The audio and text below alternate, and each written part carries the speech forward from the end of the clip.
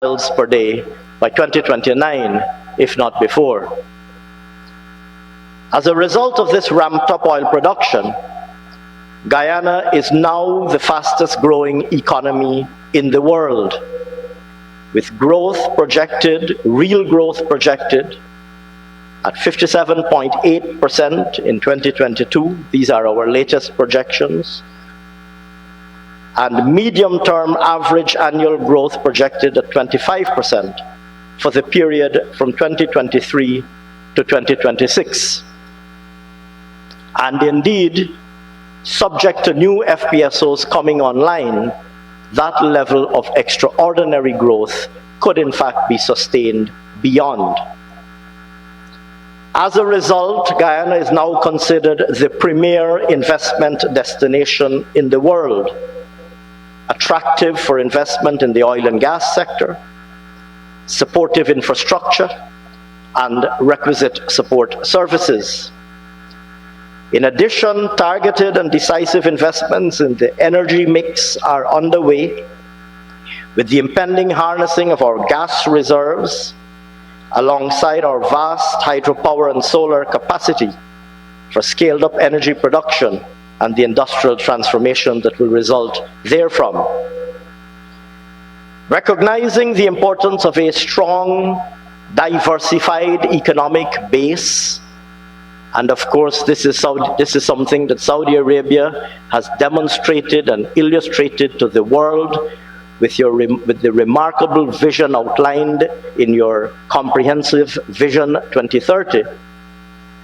Recognizing the importance of a strong and diversified economic base, our government, even in our earliest days of oil production, we have placed the highest level of importance on a strong non-oil economy, and our policies are focused on modernizing the traditional pillars of the economy and catalyzing a rapidly growing and highly competitive non-oil economy. This is evident with Guyana's non-oil growth projected at 7.7% this year, building on the 4.6% growth recorded last year, and over the medium term, non-oil growth is expected to outperform regional and global averages. Led by His Excellency, our President, and fueled by this rapid economic growth, we have embarked on a period of rapid transformation, and we have laid out a master plan for the rapid development of our country. More importantly, we have demonstrated the capacity and commitment to working to make this vision a reality, so that our benefits can redound to the citizens of our country in the shortest possible time. Allow me very briefly to highlight some of the key sectors of interest, and these will be expanded subsequently in presentations by my ministerial colleagues who will speak very shortly. On energy, we are proactively working to address a historically binding constraint to development, that of affordable, reliable, and adequate energy. Targeted investments in a pragmatic energy mix focused on lowering carbon emissions through, as mentioned earlier, the use of natural gas and renewable sources, including solar and hydro, will simultaneously boost generating capacity and drastically reduce electricity costs in the coming years. To this end, plans are already underway on a gas-to-energy project, which, when combined with significant investments in hydropower and solar energy, will reduce our energy costs by 50% and meet the energy demands of our growing economy into the medium term and unlock the potential of the manufacturing and industrial sectors. Our plan is to install 500 megawatts of new generating capacity fueled by gas and renewable sources. In transport infrastructure, work has already advanced on several key projects, including a new $261 million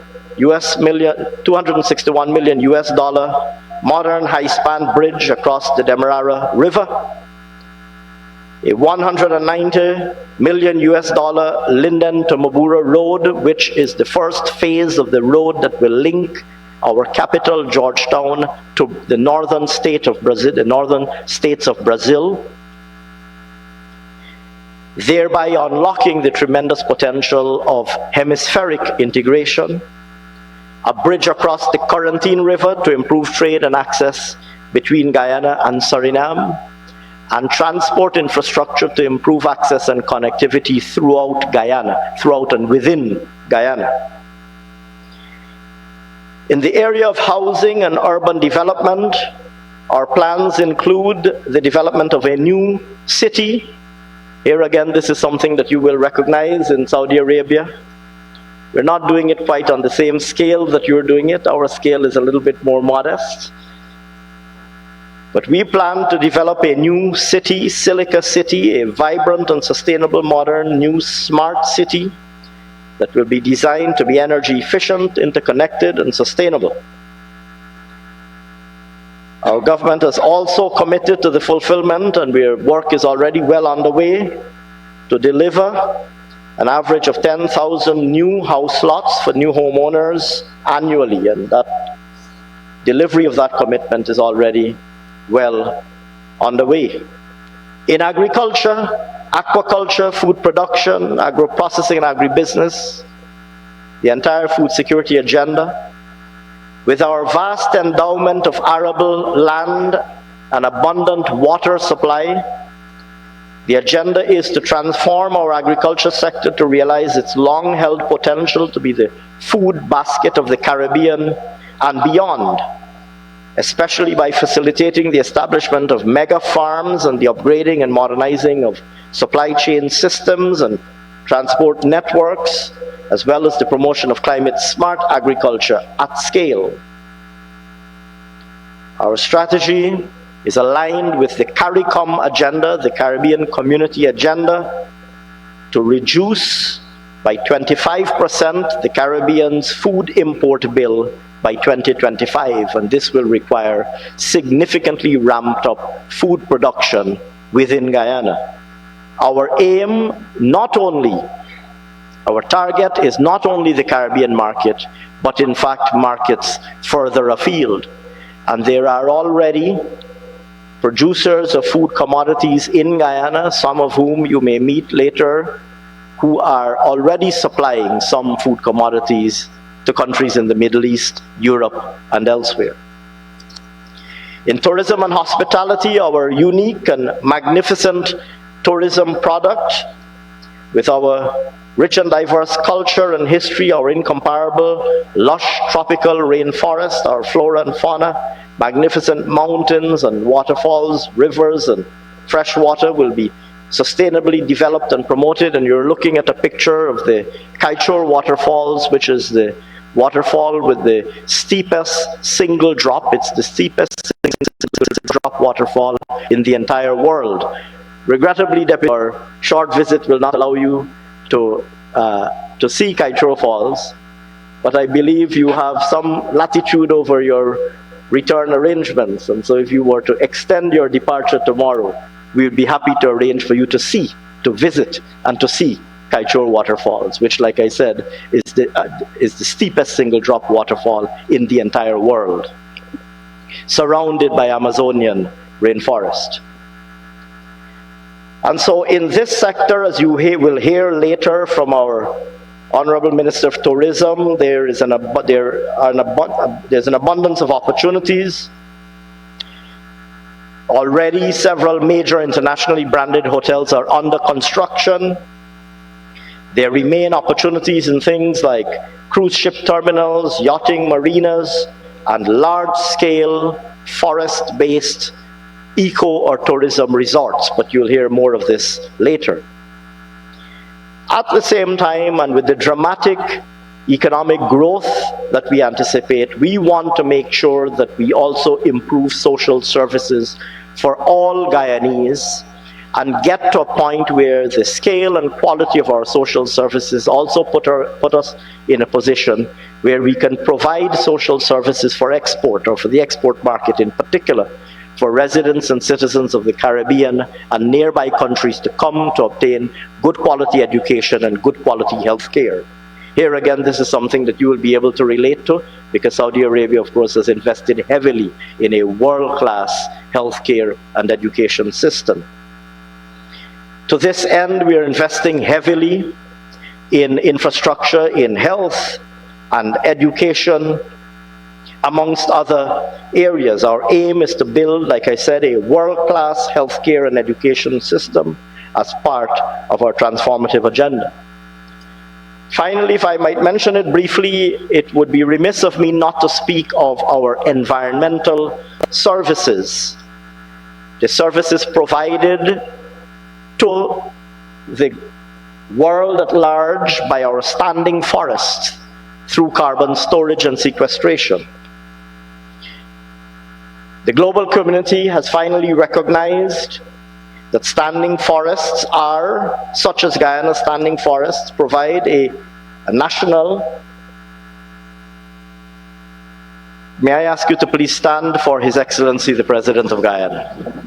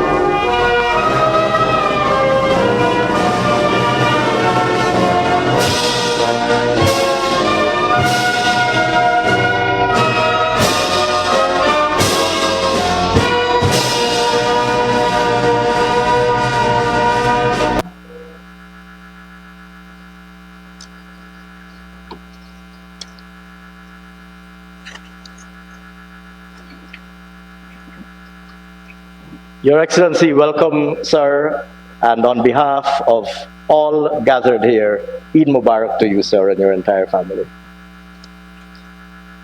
The sum total of all of this is that Guyana is the fastest growing economy in the world and the brightest and most attractive investment destination globally.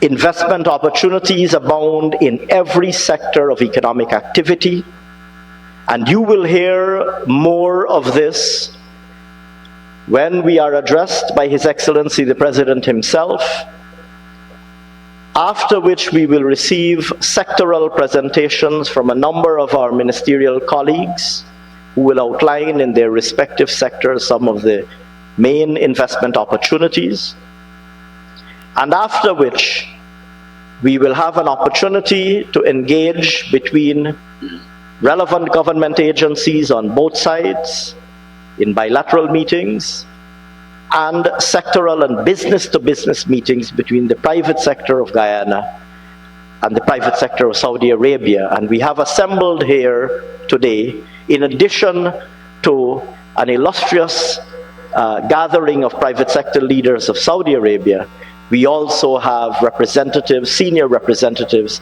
of all of the main sectors of economic activity on the private sector side in Guyana. Ladies and gentlemen, our visiting brothers and sisters, we thank you very much for your interest in Guyana, and I join my Guyanese brothers and sisters in extending to you a warm welcome once again to Guyana as we embark on what promises to be a journey of unprecedented opportunity and transformation. In Guyana, you will find kindred spirits in honor, perseverance and enterprise that have provided the impetus for growth and development, and we look forward to closer and stronger partnerships with the Kingdom of Saudi Arabia. Welcome. Thank you very much. Assalamu alaikum.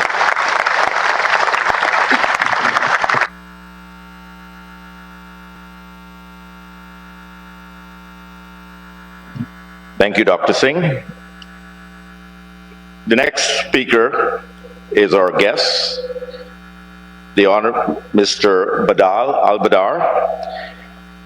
He has over 31 years of international experience in the private and public sector, specializing in areas of investment, credit banking, and cross-border M&A. He is Deputy Minister at the Ministry of Investment in Saudi Arabia.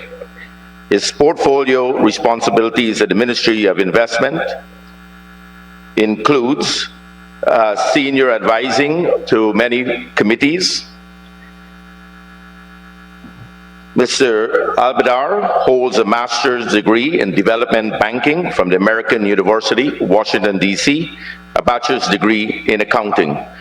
Welcome to the podium, Deputy Minister.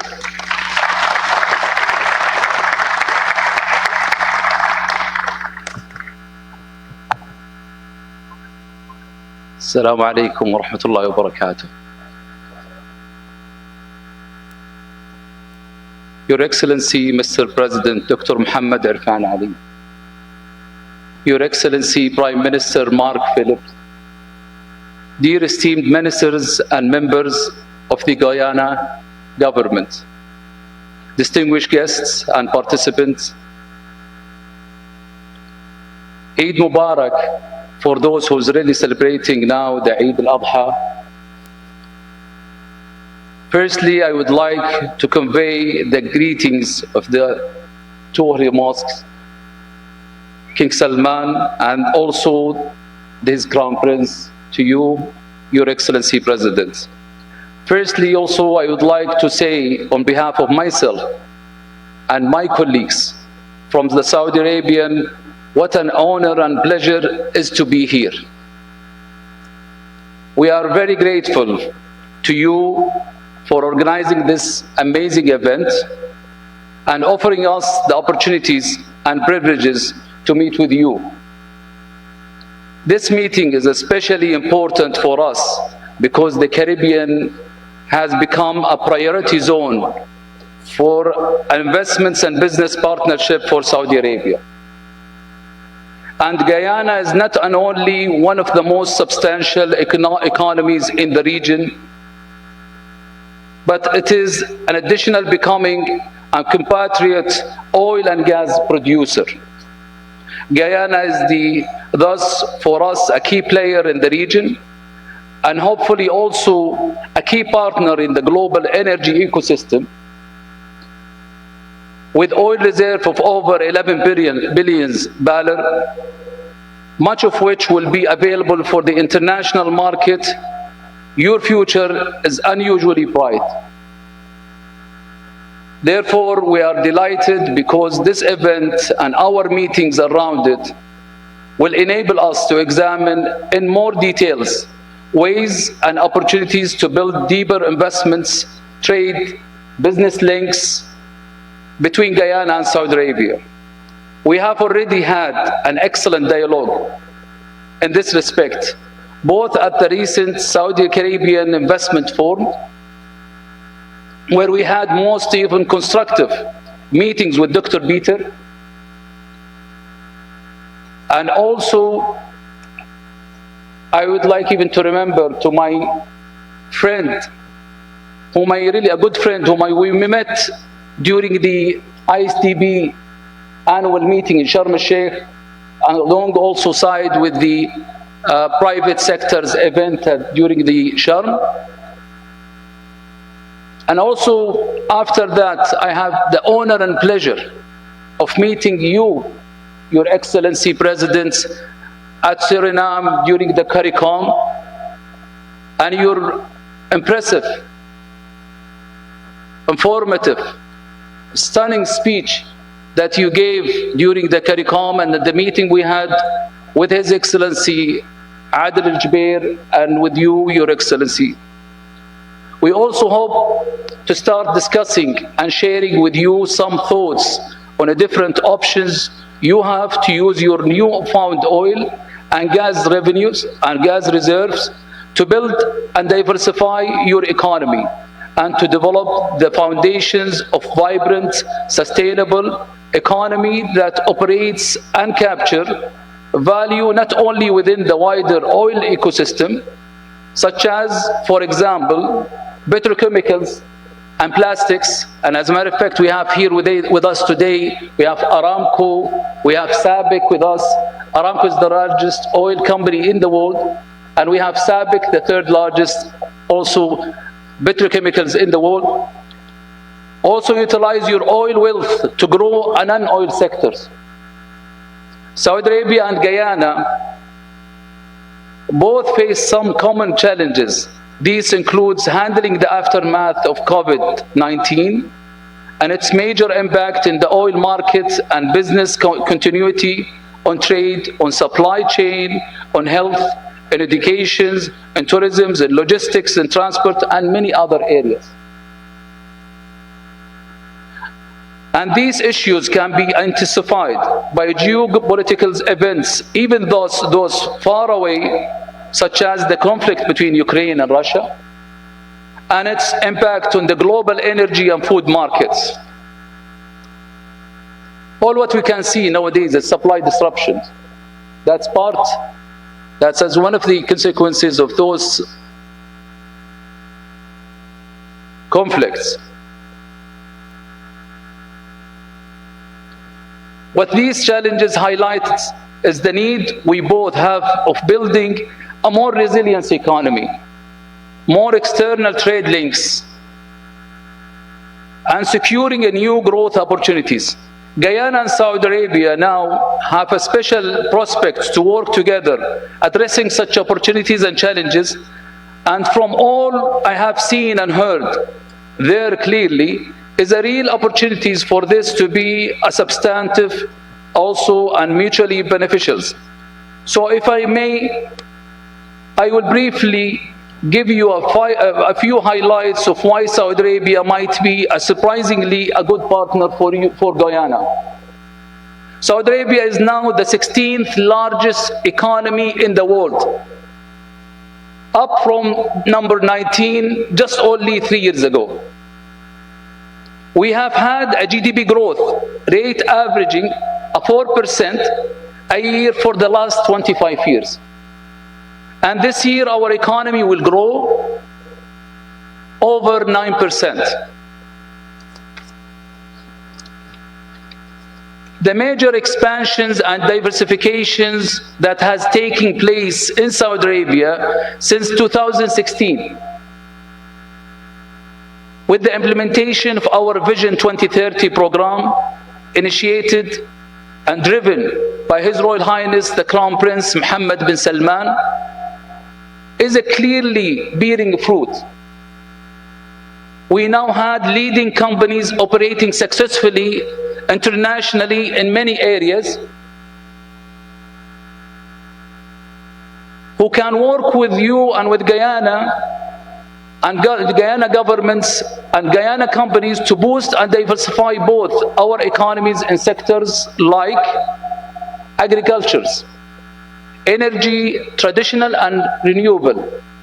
Like what we have seen in your opportunities, I believe we can do something real quick. Manufacturing, tourism, ICT, financial services, transportation, logistics, healthcare, constructions and engineering, and etc. Like PPP projects, retail developments, to name just a few. The Saudi companies bring with them a strong and proven set of capabilities and assets. They can help you grow bigger, faster, and more profitabilities. Our companies can also bring you a know-how in the introductions of the technologies and supplies needed for your transitions to becoming a major oil producer. And for doing this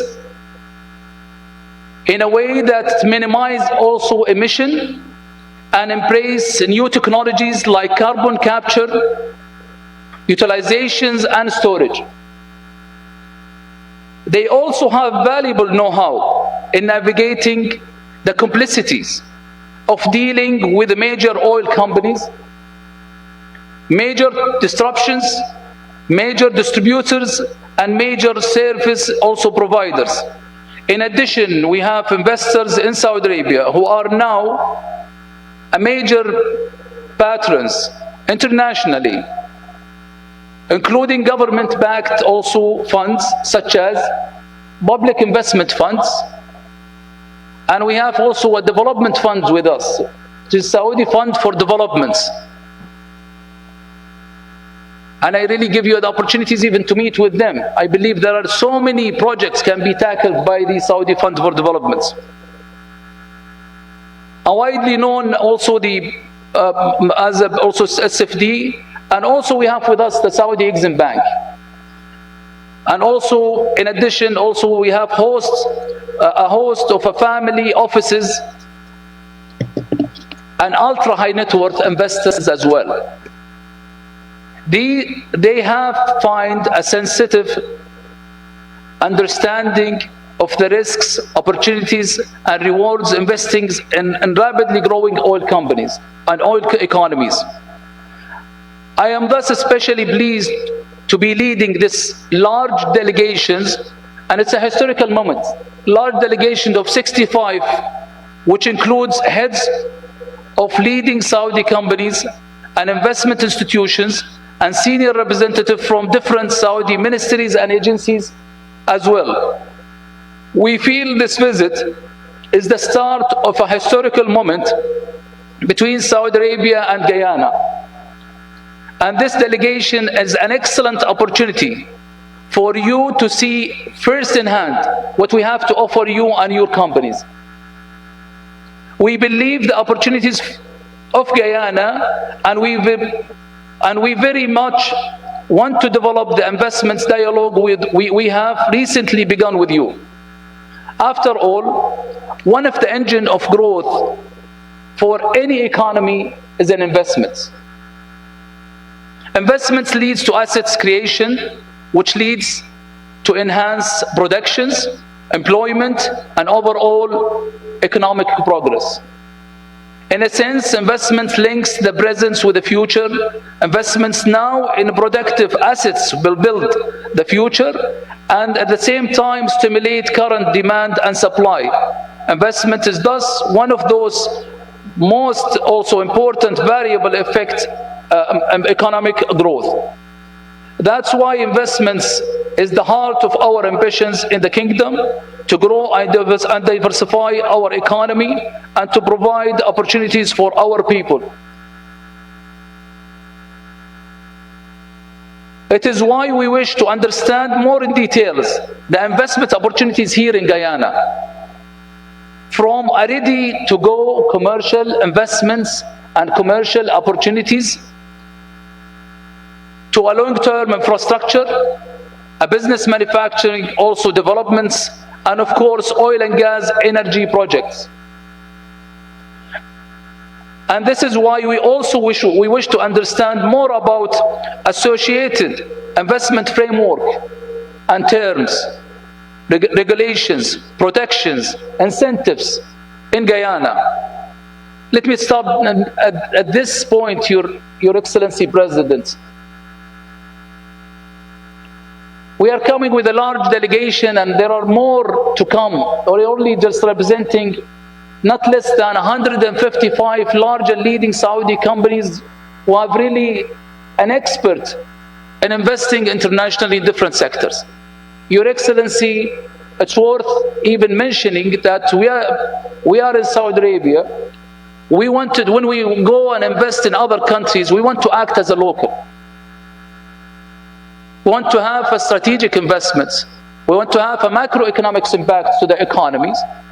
And this is our objectives, where we really create jobs, local contents,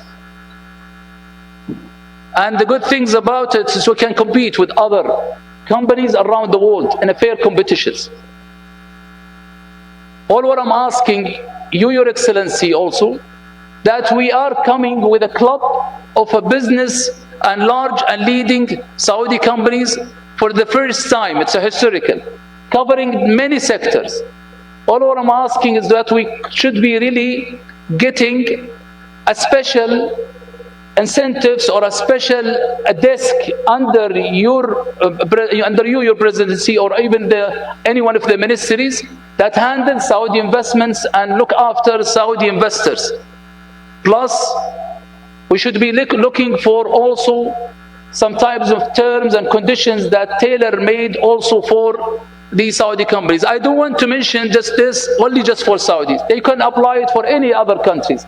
But when they come, covering many sectors and large and leading companies with their objectives to grow and to contribute to the growth of your economy. And this is why, Your Excellency, you understand.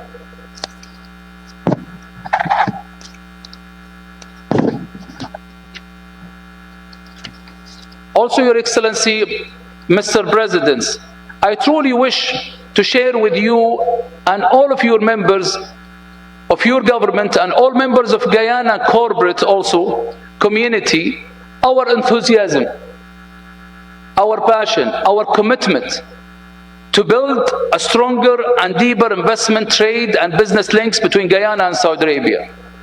It is clear we have an excellent opportunities to work together to build and develop the productive assets and infrastructure to help propel and drive the future growth of both our countries. We must not let these opportunities pass us by. We should capture this golden opportunity. We are looking forward so much to our discussions with you and with your team, so that together we can start to develop roadmap and a follow-up after this visit. A follow-up is the key through an institutional structured way, and that's what we're doing. A roadmap for Saudi Arabia and Guyana to work together and grow together. Thank you.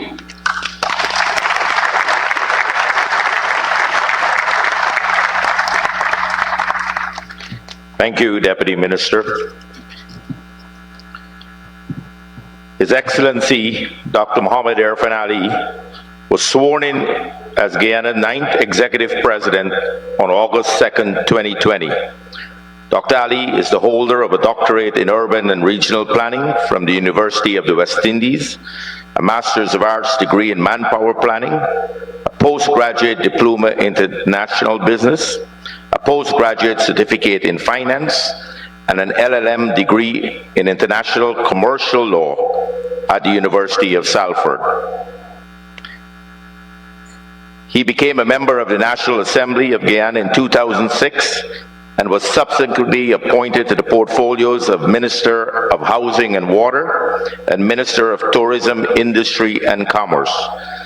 During his time at the Ministry of Housing, he implemented the most extensive endowment campaign in the history of the country, backed by a massive distribution of lots to citizens of all social strata and geographic regions.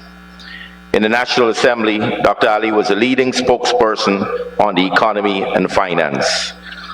Dr. Ali is known for his bold, transformative, and visionary leadership with courage of his convictions. It's my privilege to welcome my president and our president, Dr. Ali. Thank you very much. Thank you, please. Very kind of you. I think it's on. Assalamu alaikum. Eid Mubarak, Eid Mubarak, Eid Mubarak. I know that you might not have had the kind of Eid you'd have imagined, because you were working and you were in flight. I hope that you took the time to have Eid Salah because you had enough persons to form a congregation. Today we celebrate Eid in Guyana. It's unfortunate that you did not get the opportunity to see some of that celebration in Guyana. But if you were here early this morning, you will have seen almost everyone dressed the way I am. And I say this to say to you that Guyana is not only an economic or investment destination for Saudi Arabia. As I said to the Crown Prince, I said to the Minister of State, we have rich cultural ties. As I speak to you today, thousands of Guyanese will have already completed the important pillar of Islam, the Hajj. Tens of thousands would have completed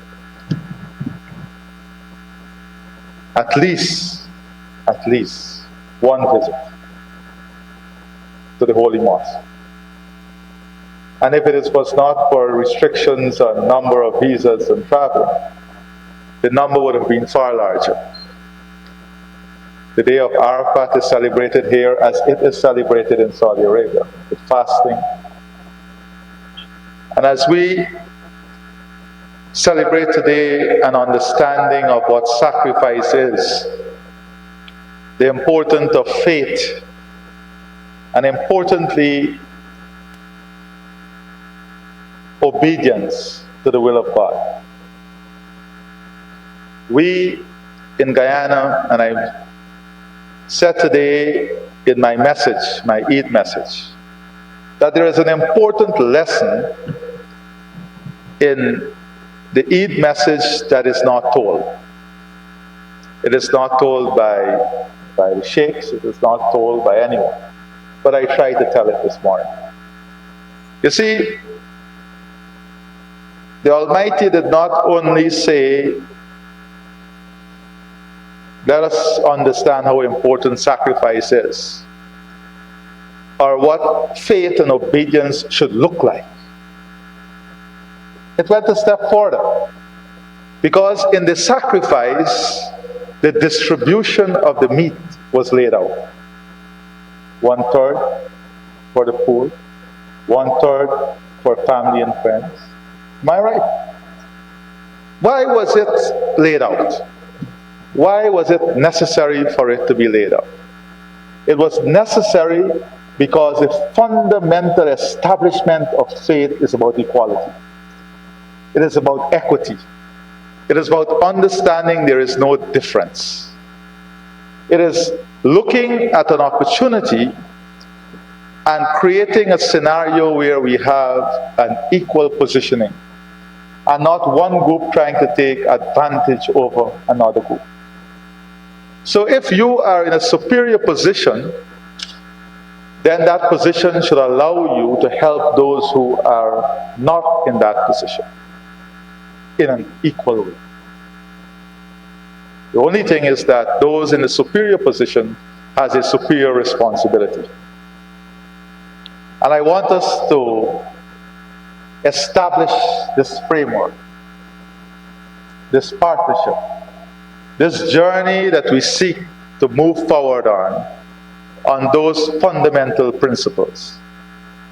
And that is why I'm so happy that my private sector, Guyana's private sector, is here. Because this has to be and must be a win-win situation for both the private sectors. It has to be a win for Guyana and a win for Saudi Arabia. And let me be clear. The only thing that determines who our partners are is very simple. We are not hooked on any ideological partner. We are not hooked on any partner by superiority. We are not hooked on any partner by ethnicity. We are hooked on partners who embrace us with principles and values and give Guyana the best possible deal.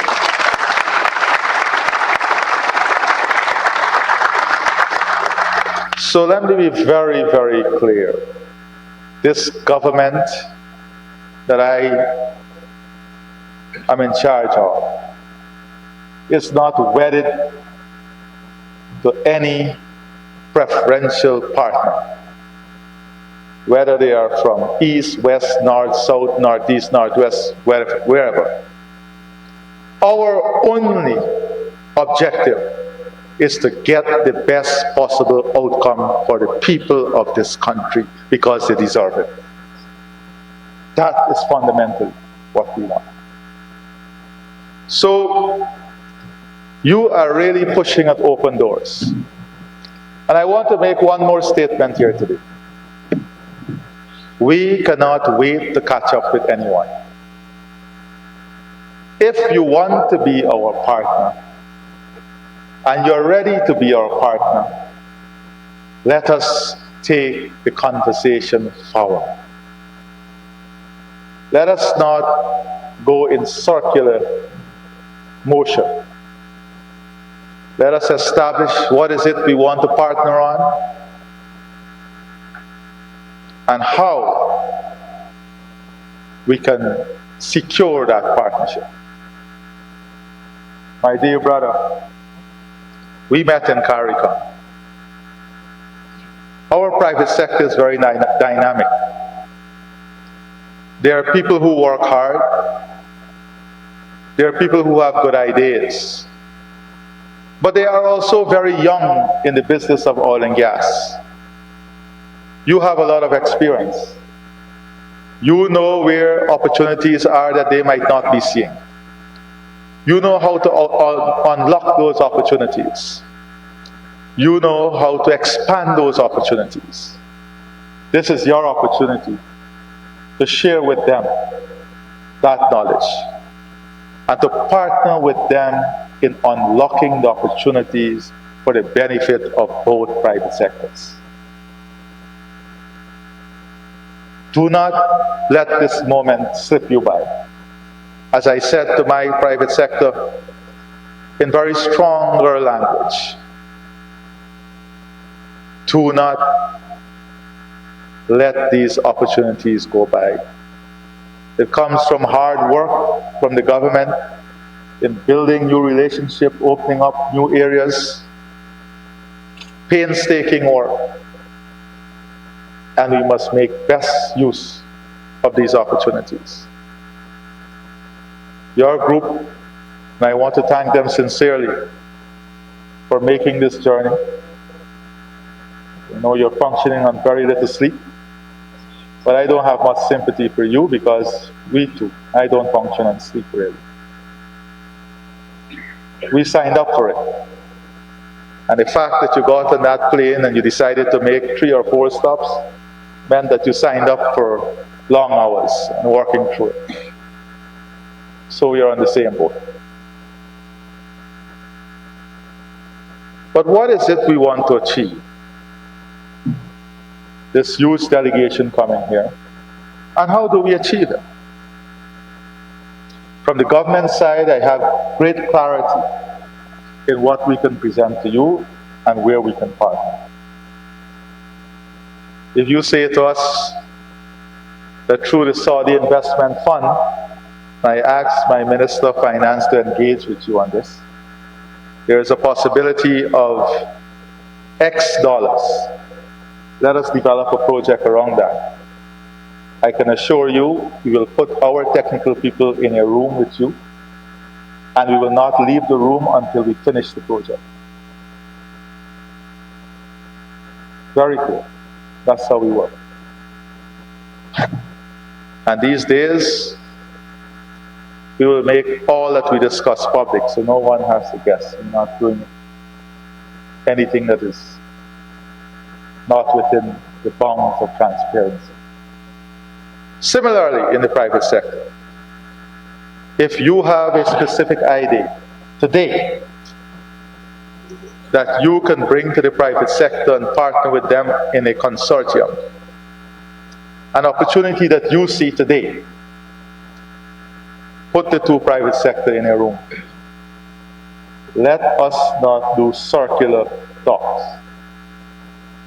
Put the two private sector in a room and let us come up with 5 or 6 areas that we will move forward on. And then let us agree that we are going to remove all the barriers in those areas. I see many members of the Muslim community here, just turning around. And they have made a big sacrifice to be here today too, because Eid in Guyana is a very special family occasion. Let us do this. Let us not work in a way that is circular. Let us identify the areas, identify the priorities, put together 2 working groups from the private sector and the government agency, and let us get this ball going. I have said to the leadership of Saudi Arabia, the Crown Prince, I have said to the Minister of State, we are prepared to make the land available for you to establish your embassy for this region in Guyana.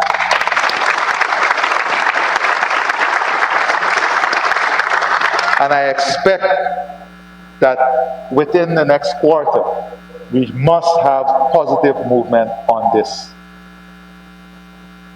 I've already established there are many additional reasons beyond investment and economic ties that you should have a footprint here. We are ready. Very clear. We are ready for you to have your permanent footprint here. We have already taken a decision that we will also be establishing a footprint in Saudi Arabia, and we're working out on those details. The Foreign Minister have already advanced a lot of work in that area.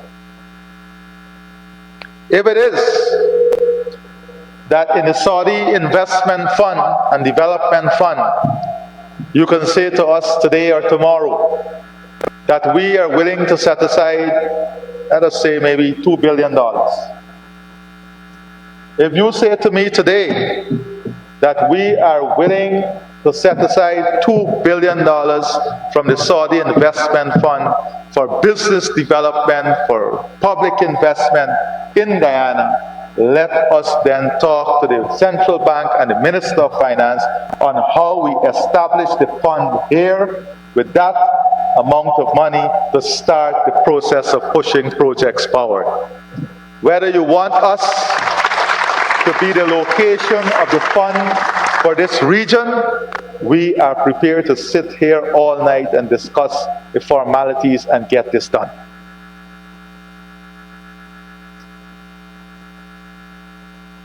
I am saying to you transparently and openly, no one would ever have to second guess me. I've made that commitment to myself. The direction I'm thinking, I would say it aloud. You can criticize it. And that's part of democracy. I love that. But you would never have to guess what your president is thinking. You would never have to guess what your president is thinking. So we're ready. If there is a development fund for small business, we are ready. If there is a fund available for agriculture, whether it is as a supply link for Saudi Arabia, because you can achieve food security by investing here. We are ready. We are ready. I assure you, the bureaucratic hurdle will be removed. We will work on a project accelerated window and basis. And the private sector will be a partner on this. We will do it together.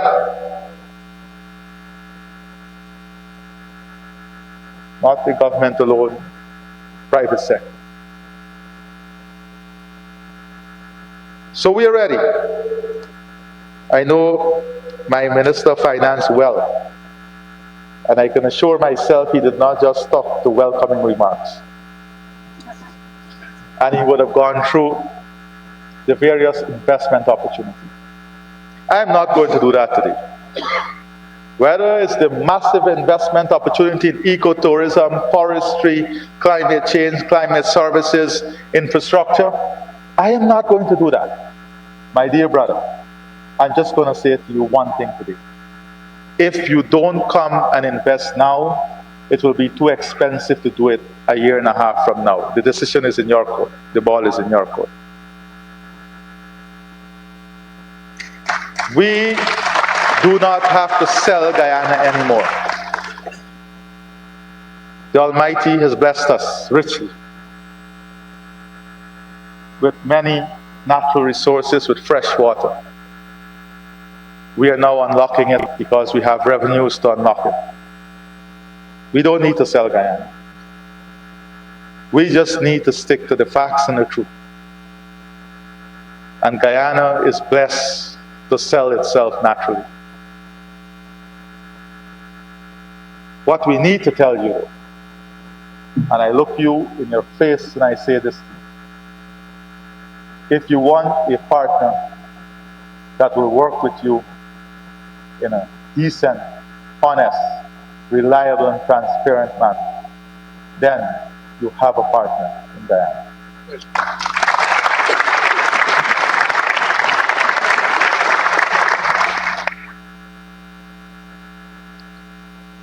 We are embarking on a journey that must position Guyana 25 years ahead from anyone else. We are way behind. But our target is to position ourselves 25 years ahead. Very difficult to achieve in a democratic society because every view must be taken into the equation. But the Guyana we aspire to leave is one that is cutting edge in terms of medical technology park. Second to none, providing global services. A Guyana in which we have an ICT park, second to none. Generating softwares, creating softwares, a major global data storage facility. A Guyana in which the new city, Silica City, very low-hanging fruit, must be completed. It is no longer whether we're going to do Silica City. We must complete Silica City, the new city. A Guyana in which we are going to have world-class educational services. And here we have tremendous opportunity in exchanging programs, language training, technology transfer. You can create an education hub here that is world-class for your citizens. And I don't have to outline to you the many challenges your citizens have. Just trying to get the best possible education. We are open and ready. We have proximity to the markets that you normally go. Even in your CV, we know where you were trained. We have those opportunities here. Pharmaceuticals. We want to position Guyana as a major global hub for pharmaceuticals. Vaccines manufacturing. Let us leave here today with the private sector unlocking this potential for this part of the world. Let us see what are the legislative requirements. Let us put a group together and let us go like what Rwanda did. Get the certification from WHO in record time and move this forward. We have the capacity, from a diplomatic perspective. We have the capacity from a technological perspective. We have the willingness from a legislative perspective. And we have the commitment of two governments. We should look at this. In terms of a special desk, my dear brother, not only a special desk we want to create for you. We want to create a special presence with the establishment of your embassy. But in the meantime, consider it done. Consider it done.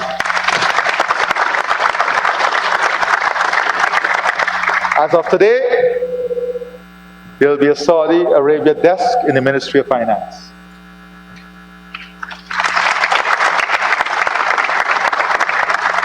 You can hire 2 or 3 Guyanese to be part of that desk. We'll put counterpart officials, just like we had desks for DFID, CDB, we had desks for the Japanese grant aid. We are establishing that today. We can even have the Public Service Ministry and the private sector shortlist some candidates that you can look at if we are to activate that desk in record time. Terms and conditions for investment from Saudi Arabia. Do not worry about this. I assure you that you will never be treated less than any other investor. You will never be treated less than any other investor. You can be assured of that. You will not be looked at in a lesser manner or treated in a lesser manner. That is why we have been in contact with you in a very proactive way. We wish if your trip was longer so that David Finance can take you and to show you what we're doing. With very limited resources. I'm so proud of them. We built consortium to take on projects we never dreamed of. And it is just the beginning. We want to partner with you.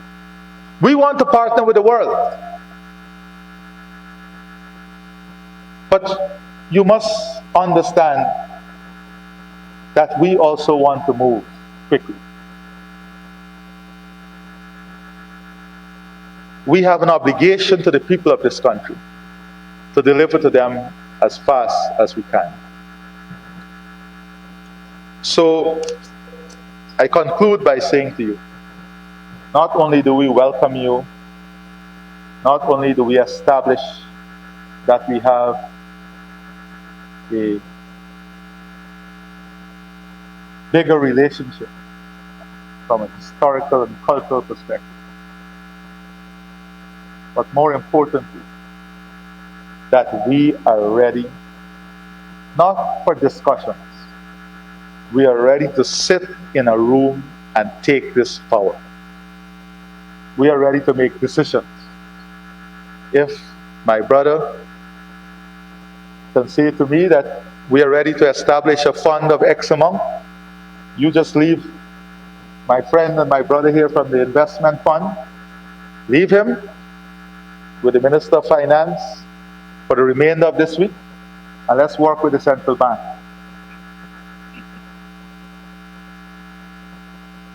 We are ready. We are serious.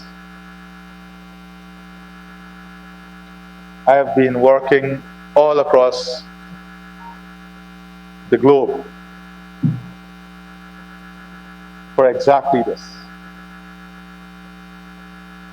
This is not Guyana time, because I have said this before, our prosperity must be for the prosperity of this region and all of humanity. That is why we keep our forests standing. So today, I invite you to partner with us on this journey of prosperity for all the people of this beautiful country. And of course, prosperity that will also bring benefit to the people of Saudi Arabia. Thank you very much. Assalamu alaikum and Eid Mubarak.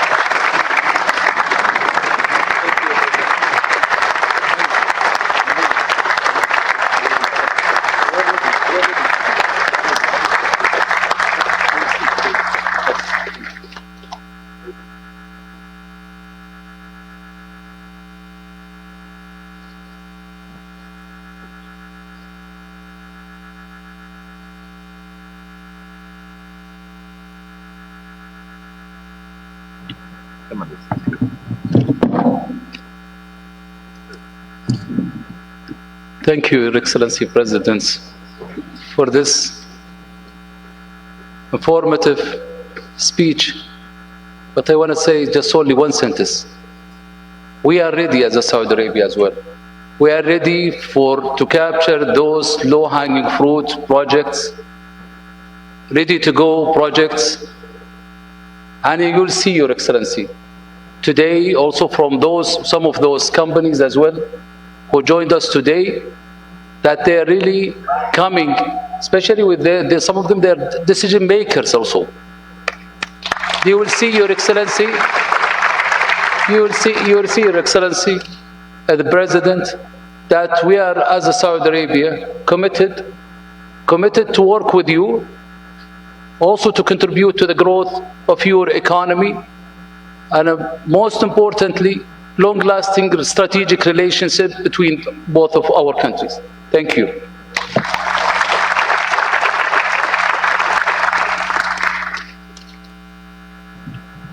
Thank you, His Excellency, for "Let's Make It Happen" speech. We will now switch to the sectorial presentations, and we will shorten them as best as we can.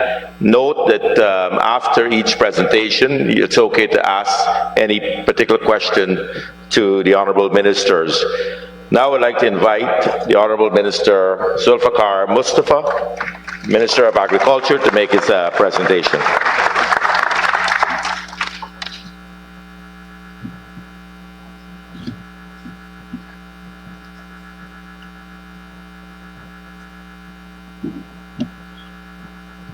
Thank you very much, His Excellency, President of the Cooperative Republic of Guyana, Cabinet colleagues, to our guests, let me say welcome and assalamu alaikum rahmatullahi wa barakatuhu and Eid Mubarak. As we heard both from His Excellency, the President, and our Minister of Finance, Guyana today is the country to invest. And if you look why Guyana is the attractive destination for investors, Guyana has become the premier destination for investment with strong productive capacity. His Excellency referred to that in his presentation. Access to regional and global markets and supportive institutions committed to development. While undergoing a rapid economic transformation, Guyana has chosen to invest in the infrastructure and conditions that facilitate the growth of the agriculture sector. We invite you, the investors, to understand the tremendous opportunities available in the agriculture sector in Guyana. Why invest in Guyana? Guyana today is the fastest growing economy in this region, and it will be the fastest growing economy in the world.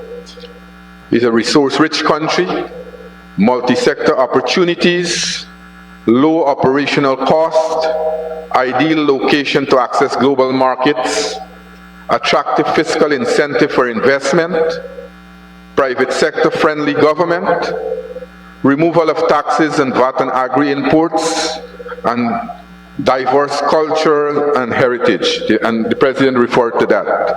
Major agricultural sector incentive, things that the government have implemented since we have assumed government back in August of 2020. Waiver of import duty and VAT on a wide range of machinery and equipment for land preparation and cultivation, including agriculture hand tools, tax concessions and waiver on agriculture investment in agro-processing facilities, cold storage and packaging, waivers of import duty on a wide range of agrochemical, insecticide, herbicide, fungicide, etc., tax deductible allowances for expenditures incurred for development and cultivation purposes, concession for large-scale agriculture farming. Overview of the Guyana's agriculture sector. Agriculture contributed 24.8% to non-oil GDP in 2021. Trade, 12.8% of export earnings come from agriculture, and there you have the breakdown: rice, fish, sugar, non-traditional agricultural produce.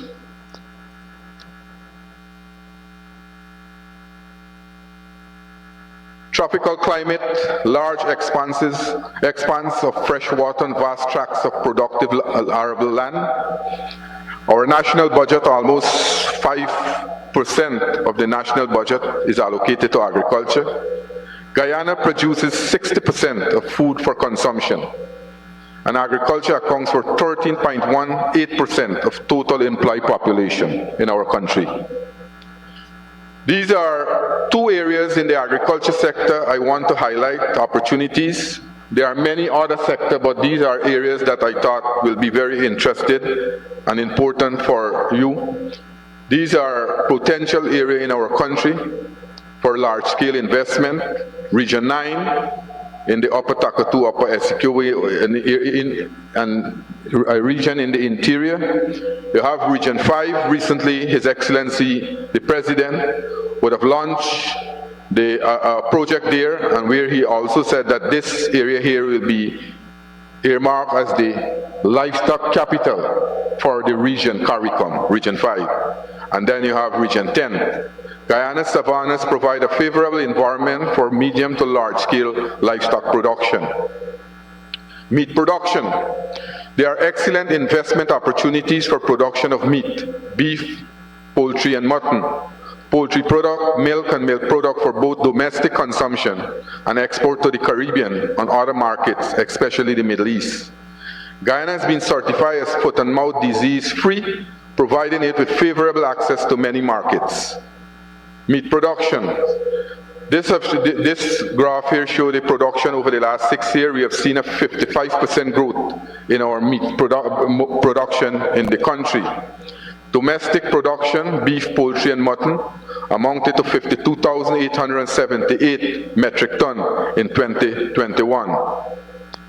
Opportunities in the CARICOM market, the regional market.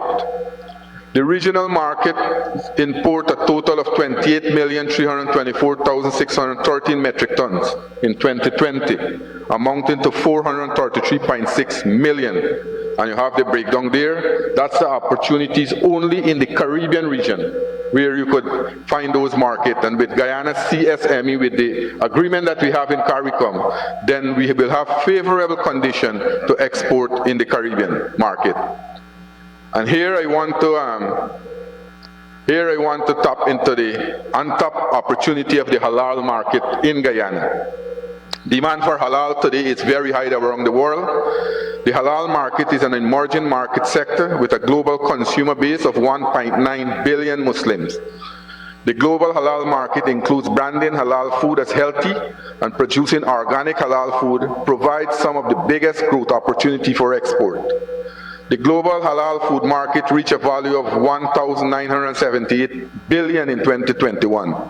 And by 2027, the market is projected to reach a total of 3,907.7 billion. Guyana is ready to tap into this market. Total importer of halal meat.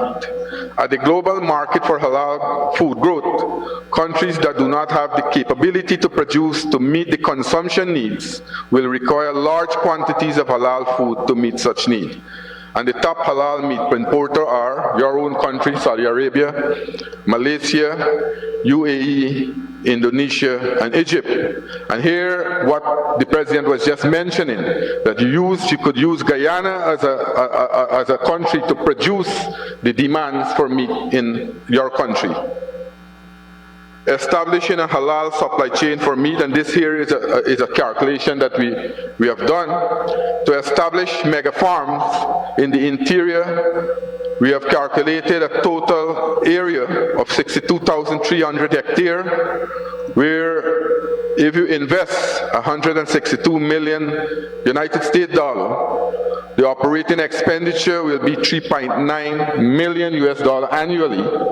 And from year one, the profit margin will be from 2.3 million in year one to 26.5 million at year 10. We have developed a very detailed concept paper that we'll share with you when we have the breakout session. And we are ready to discuss this in details. We have our technical officer from the Ministry of Agriculture who can go through this and show you the potential and all the opportunities for the halal meat industry in our country.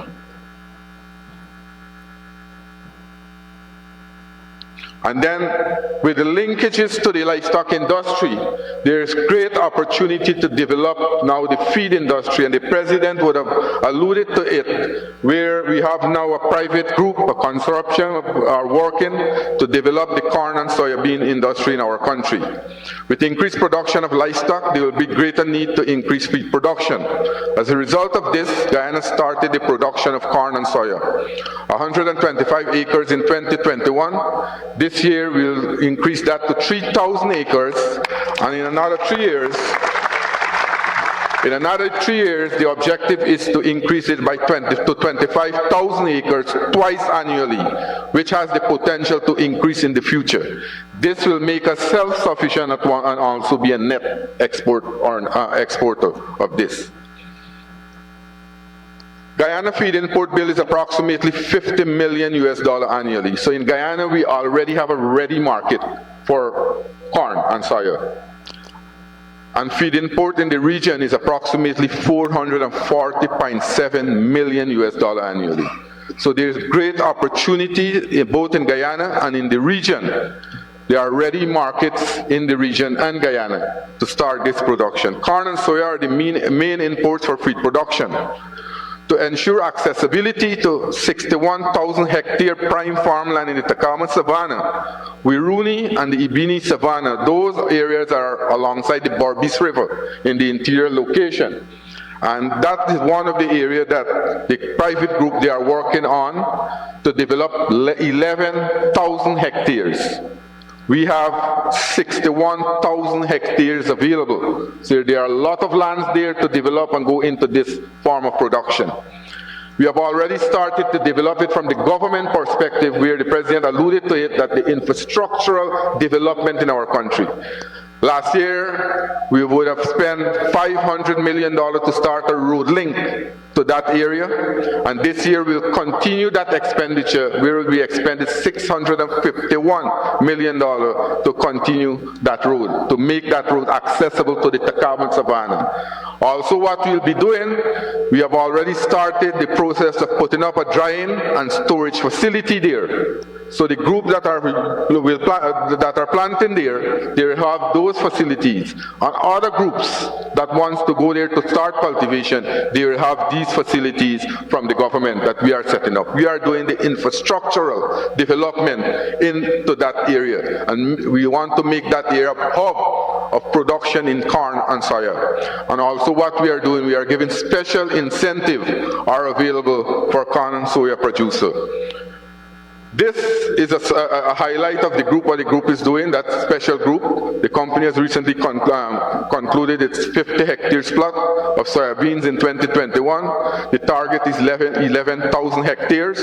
In 2022, the commercial trial to cultivate an additional 1,000 hectares of soybeans. Thereafter, rapid extension will take place to develop the entire 11,000 hectares. Estimated investment, $250 million US. Operating cost, $22 million, and this will reduce after the first crop. Current projected income per crop, $24,750 million US. You could see this is very lucrative crop, and already you have the kind of market. These are where the president visited, and what you are seeing here is there presently. What you are seeing here is there presently. The crop is going on, and the president has visited the last crop that we have, the group had there. This is a road link, the corn and soya road link. If you look at that red line, that's the road we are developing to the Tacoma Savanna, and we are building that road. Hopefully this year we could take it right on to the Tacoma area there. And this is image of corn being cultivated and the soybeans there. And these are the infrastructural projects that we are doing. If you see, we are doing we'll be building a landing site, then the image of the proposed drying and storage facility at the Tacoma area there. So this entire area will develop into a hub of production area there in corn and soya. So it's important that you look at the hotspot for agriculture in Guyana, and if you see the two circles there, those are the areas that I'm talking about, the Tacoma Savanna and the Ibini Savanna there. And when I talk about Region 9, you see another circle there at the bottom there. That's the interior area. So that's the hotspot, and we will share this presentation, we will share the concept paper, a detailed concept paper with you also, you'll have it. So with suitable climatic condition and abundant arable land, Guyana is the ideal agriculture investment destination.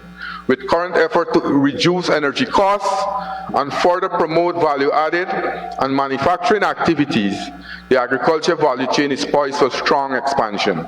The country's free trade agreement, as well as its location and proximity to regional and North American market, augurs well, quite well for export opportunities. Thank you very much. Question, you could raise any question you want, or if you want, we'll have be in the breakout session. The agriculture has a room there. We will deal with all the agriculture issue. Thank you very much.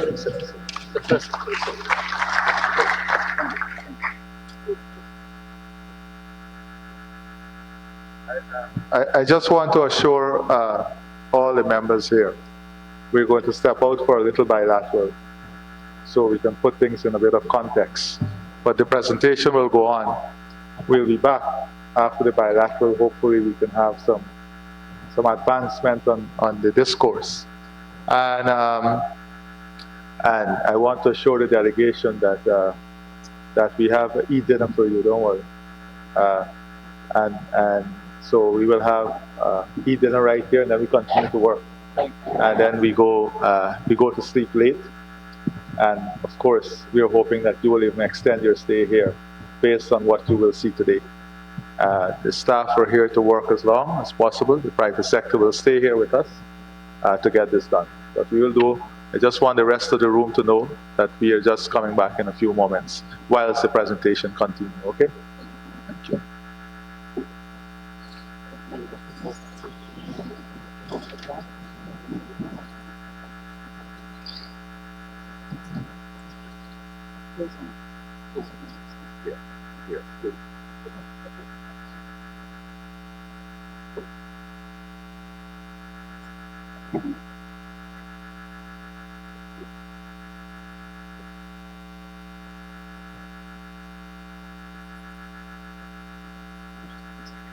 As the bilateral folks are leaving, I'd like to invite the Honorable Vikram Bharat, Minister of Natural Resources, to make his presentation.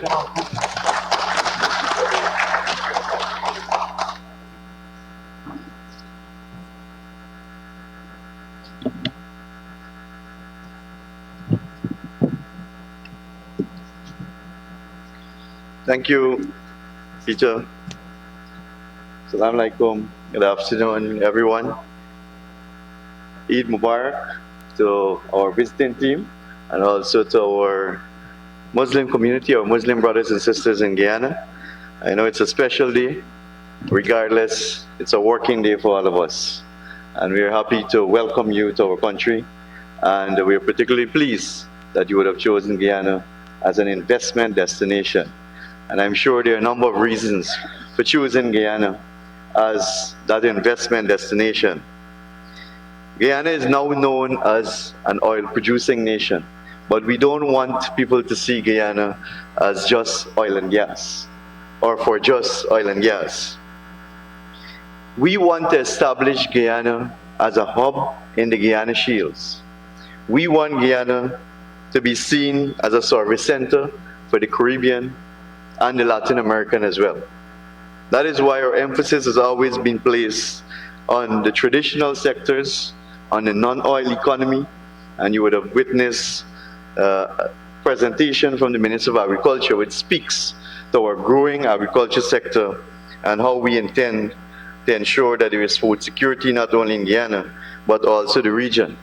But we know that Guyana is an ideal place to invest because we have a government that is open, that is willing, and that is ready to welcome investment and investors in Guyana once the situation results in a win-win for both sides.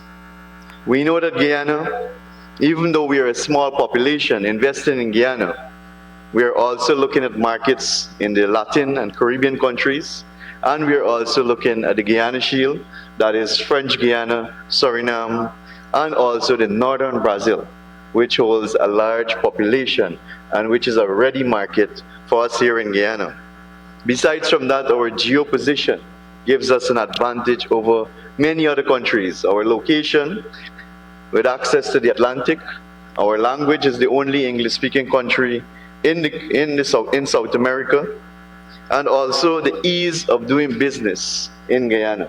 And that is very important because I know this is a question that many investors ask whenever we have these forums or whenever we go to other countries. The first question is how difficult is the permitting process in Guyana? How difficult it is to start up a business in your country? And we want to assure you that we are committed to ensuring that the ease of business or the process of the permitting process is made easy. I know that Minister Onij will speak on the single window development that we're working on to ensure that the investment is done in a timely and in a better manner in Guyana.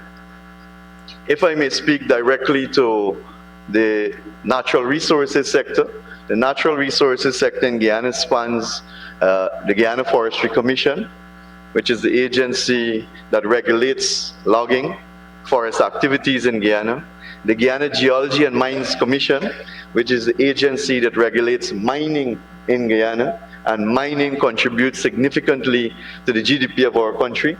As a matter of fact, it is the second largest contributor to our GDP in Guyana. Used to be the forest before oil and gas. So we have a large mining sector in Guyana, not only gold, but bauxite. Now we're producing manganese as well. And in the future, we're looking at copper and lithium exploration. And also, the Ministry of Natural Resources cover the petroleum sector, which is oil and gas, or the new oil and gas sector. So I'll start, if I may start with the forestry sector, because we are not only known for oil and gas, but we are proud to say that 87% of Guyana is covered in forests. We have more than 1,000 different species in our forests. We have 5.24 million hectares, that is already allocated, which means that we still have almost 8 or almost 7 million hectares that is still available to be allocated to interested investors, and also the possibility exists for joint ventures with existing concession holders in Guyana. But what we want to focus a lot more on in the forestry sector is value added. It's value added because we have never really ventured into value added as we should as a country. And that is why a lot of people ask the question, why is Guyana still a poor country when you have so many natural resources? It is because we have always been exporting our raw materials and not adding value to our products or moving downstream and into processing. So we wish to look at possible investment and investors in the value-added sector, in the processing sector, in the downstream sector, because with the whole conversation on climate change that is resonating around the world now, we know that there is a point in time where our allowable cuts may be more limited than it is right now. And in order to keep the sector sustainable and profitable, we will definitely have to move towards value added. Simply means cutting less trees, but making more profits. That is the intention of moving the sector forward. There is significant scope in the primary production in the forestry sector, which will still allow us to keep our deforestation rate at the minimum possible. And I wish to boast at this point in time that Guyana is probably one of the few countries in the world that is already net zero, or as a matter of fact, in the negative. We have heard so many countries putting plans in place to get to net zero by 2035, 2050, 2045. Guyana is net zero today. Even though we have a vibrant logging sector, a vibrant mining sector, and we are an oil producing nation now, we are net zero, or as a matter of fact, we're in the negative, and we are taking further steps to even cut our emission further. And also to keep our forest standing as best as possible. Our forest, by the way, is probably the size of the United Kingdom if I may just give you a picture, we have over 90% of our forest, virgin forest, still standing, and we may boast too of having one of the best forest management system in the world. Our allowable cut, which will allow us to harvest logs and to keep our deforestation rate to 0.05%, is 1.2 million cubic meter per year or annually. And sadly, we have never reached 50% of that allowable cut. So there is so much scope for increase in production in the forestry sector, the logging sector, and still keep our deforestation rate to 0.05%, which is in our agreement, the climate change agreement, the Paris Club agreement, and also in keeping with our low carbon development strategy 2030, which seeks to trade our carbon credits on the international market. So there a lot of scope in the primary area or primary extractive sector in the forestry resources. And also, as I mentioned, we want to ensure that we move towards processing and move towards value added, because for too long, Guyana has been exporting raw materials. We export logs, and then we purchase furniture and wood products from different countries. When we believe that we can do that right here in Guyana with or in partnership with international investors and investment coming into the country, because that has been one of the biggest hindrance for us not moving fully into value added. It's the access to capital. And in saying that, it only shows the importance of partnership in this sector to move it forward. If there are other questions relating to the forestry sector, I wish to say that we have the head of the Guyana Forestry Sector here with us today. We have the head of the Guyana Geology and Mines Commission here with us too. And we also have senior officers from the Petroleum Department. So I know that we will have a session where we can have a one-on-one or we can have further discussion as to how we can move forward investments in the forestry sector.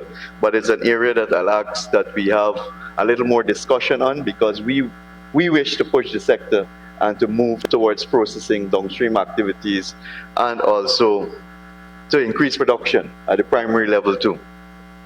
So if I may move into the mining sector, Guyana is known for probably the best gold in the world, one of the best gold in the world. As a matter of fact, a lot of our gold goes to the Middle East. I think a lot of our gold go to the UAE. I'm not sure how much go to Saudi Arabia. But right away, I would like to say in the mining sector, there is the urgent need for processing. Again, in the mining sector, refining. We sell our raw gold again, and then it is refined elsewhere, and then comes back to us. So right away, there is an opportunity there to establish a gold refinery right here in Guyana. Right here in Guyana. Our production to date, our annual production to date, is averaging around 600,000 ounces annually. But we are working towards moving this up maybe 1 million and above, with maybe 2 or 3 other large-scale companies, mining companies, gold companies coming on stream in the near future. And also the 2 existing large-scale gold mining companies venturing into underground mining for the very first time in our history. So the years ahead, or the future ahead, will definitely see a significant increase in gold production in Guyana, taking it maybe double to over 1.2 million ounces per year annually. But setting up a refinery in Guyana, a gold refinery in Guyana, again, we should not look at the Guyana market alone or the Guyana production alone, but Colombia, Northern Brazil, Suriname, French Guyana. These are all countries with minerals. These are all countries that are producing gold, and they may look to us too as a country where they can refine their gold. So we may need to look beyond Guyana gold and into production in Latin America or in the Latin American countries. As I would have mentioned, we are not only gold producing, we're not only diamond, but bauxite. We have presently 2 bauxite companies operating in Guyana. One, a Chinese Chinese company Bosai operating in Region 10, and the other operating in the Region 3 area, Guyana forest bauxite as we call it. Now, there is significant room for investment in the bauxite sector, especially with unexplored deposits available. We have a significant deposit available, high quality bauxite available, which is bordering to Suriname, and it is something that we're looking to partner with Suriname as well too, because again, we're looking to add value to our bauxite or to move into processing. But the only way we can do that is to address the issue of power generation, and the cost of power generation. And as you know, Suriname has, or the discovery has been more gas than oil. We are the opposite. We are on the opposite side. We are more oil than gas. So we are looking to do a joint investment or a joint operation between us and Suriname, because between the Quarantine River divides Suriname and Guyana, and on both sides of the two countries, there are significant deposits of bauxites, high quality bauxites. Besides from that new deposit that exists there, there is also other deposits in the Region 10 and the Region 3 area, also the Region 8 area, which we can look at. Further to that, a few slides before, you would have noticed some information on Rusal, the Russian bauxite company. They were operating in Guyana. Unfortunately, they would have left and closed their operation. That is a deposit that exists there. That is an operation that is already built out. And in the near future, we'll be looking for investment or investors to restart that operation and to extract the ore for processing. Now, what we're also looking at too, and what we would have discovered recently in Guyana for the first time, is copper. And very soon we may be going into copper production. In another few years from now, Guyana will be a country that's producing copper. We are also looking at potential investors to start the exploration or prospecting for lithium, because there are signs that we do have lithium in Guyana. And I am mentioning copper and lithium because, again, in the direction that the world is going towards renewable energy, lithium, copper, and other minerals will be in high demand in another few years from now. As a matter of fact, and in my personal view, maybe lithium and copper would carry a higher price than gold or diamond in the future as we move forward, especially with the whole conversation on climate change and moving towards renewable. As I mentioned too, we are also producing manganese. For the first time after 54 years, we have produced and we have shipped out almost 50,000 tons of manganese in 2022. And again, there is scope for expansion and for the investment in that field. In the area of quarry or aggregates, with our massive developmental agenda and our country now being an oil and gas nation, and also with public expenditure and infrastructure, there is a great demand for quarryable material.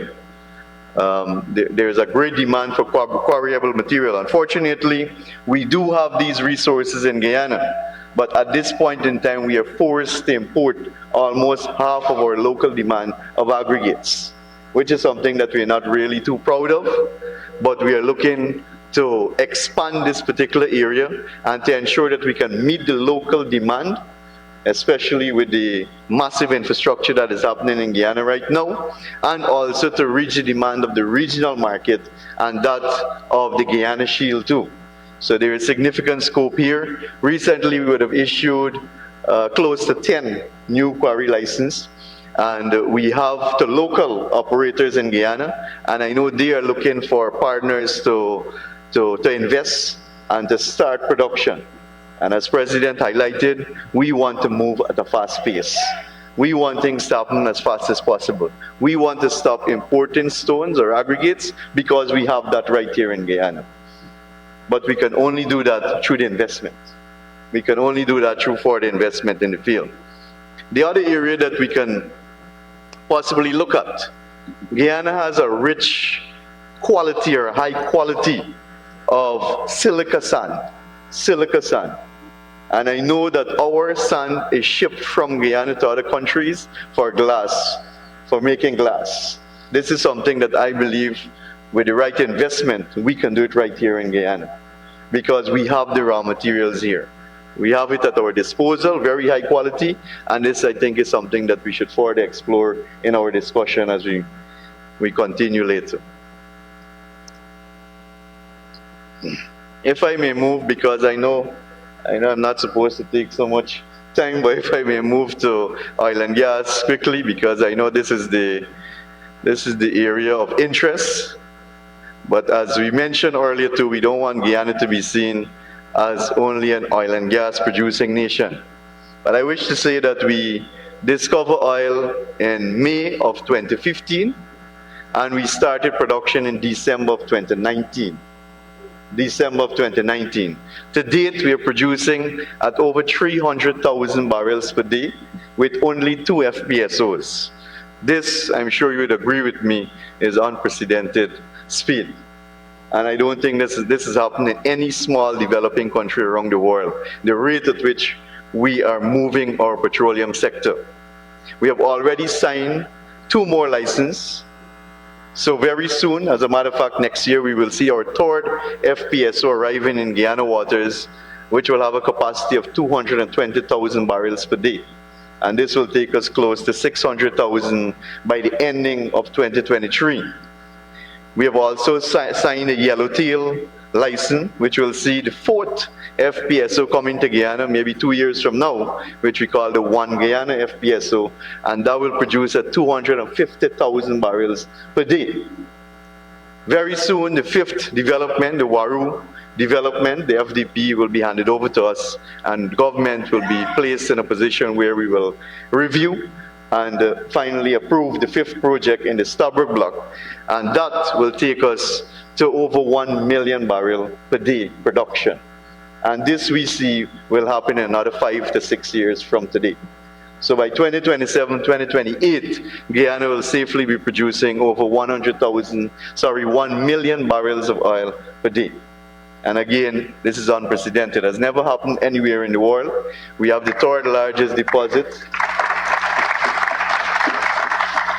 We have the 3rd largest deposit in the Latin Caribbean region, and I think it's the 2nd largest discovery in the world over the last decade. And it's only the tip of the iceberg, if I may say so. It's only the tip of the iceberg. And mind you, this is only happening in 1 offshore block. We have 9 offshore blocks. This is only 1 offshore block, which is the Stabroek block. We have exploration activities in the Kanji block, in the Kaichor block, right now in the Kanuku block, and soon we will have exploration in the Quarantine block, where there was already a discovery. We have major companies operating in Guyana, ExxonMobil operating in 3 blocks, Kanji, Kaichor, Stabroek. We have CGX Frontier in the Quarantine block. We have Repsol operating in the Kanuku block. We have Oxy, we have Qatar Energies, also Total Energies. These are all companies that are part of the oil sector in Guyana already. So we are moving at unprecedented pace, as I mentioned. So while we are ramping up production, we are also continuing exploration. Today we have 6 exploration ships operating offshore Guyana. And I think the 2nd jackup will be in Guyana waters very soon, in the Quarantine block. The Quarantine block, we had a discovery in the early part of 2022, and we expect that by the ending of the year, we will have our 2nd discovery there. That is the block closest to Suriname. Now, there's a major opportunity for persons, companies, countries that wish to invest in Guyana oil and gas sector. If you will notice, Block C, which is closest to Suriname, and is close to the discovery, the Apache discovery in Suriname. That Block C is unawarded. It still lies with the government of Guyana, and we have already decided that before the ending of this year, we will go out through an open bidding process to award the Block C to any country, company, or organization that is willing to partner with us and to work with us to develop the Block C, which we believe holds significant resources as well too. Added to exploration, we are moving now towards the utilization and monetization of our gas reserves. To date, we can say safely that we have 16 trillion that we can account for. However, you would know better than we do that a lot of the gas is needed for reinjection and to optimize production. So what we are doing now is to address one of the biggest issues that we have in our country, and the issue that have stymied us from moving towards value-added or further processing, and that is the energy, the issue of energy. The cost of power generation in Guyana is probably close to 30 cents per kilowatt. And we need to address the reliability of that too. And also to further cut emission. So we are venturing into, we have already started this project, the gas to energy project, bringing pipeline to shore from Liza 1, Liza 2 field, and to generate 250 megawatts of electricity from this power plant. And there's a project that has already started. This project is expected to be completed by the ending 2024, where we will have cheaper power, meaning that we aim to cut that by at least 50%. We will have reliable power, and added to that, we will have cleaner power, because this single project will cut our emission by 70% when it comes to power generation by 2024. So we'll go forward into the negative. Mind you, this will now increase our scope for mining and for further logging activities too, because we are cutting our emission at the same time. Now, with this project, it will open so many opportunities, because in the area that we have identified to build out this power plant or this project, we have already set aside land that will be used for a massive industrial manufacturing park, maybe one of the largest in the Caribbean. And that's where we will need, or we want, investors to come in and to ensure that we build out our manufacturing sector in Guyana. And this will bring significant opportunities to our people as well too, through job creation, through cheaper products, through the savings of foreign currency, cheaper electricity, and also additional or equal benefits to the investors alike too. So this is something that I think we can discuss even further when we break out as to what are the opportunities that lies when the gas to energy project comes on stream, ending 2024. I wish to thank you, because I think I probably exhausted my time. But I told my friend Peter that it's so difficult for the Ministry of Natural Resources to stick to 10 minutes when there's so much that we can talk about. But I want to thank you not only for being here in Guyana, but also showing the interest and the keen interest that you've shown in our sectors. I'm sure that we will have a very robust discussion after the other presentation. We do look forward to that. Thank you.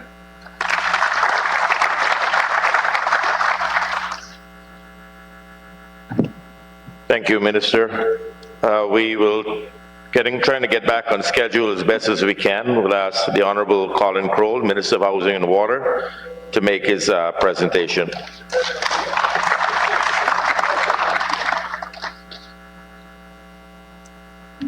Thank you very much, Peter.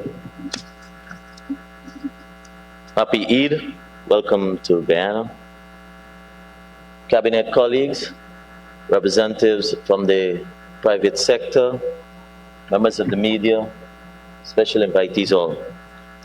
So our presentation is based on the Silica City, and as you've heard, this Silica City, we have already conceptualized what this new city would look like, and it is our intention for us to have physical preparatory work start as early as this year. This city was one that was first conceptualized by our then Minister of Housing and Water, who happens to be our President of the Cooperative Republic of Guyana. And so you'll understand the passion to ensure that it happens. And so it is intended to be an urban city that is complementary of Georgetown, which is our capital city, which is the hub of what is taking place.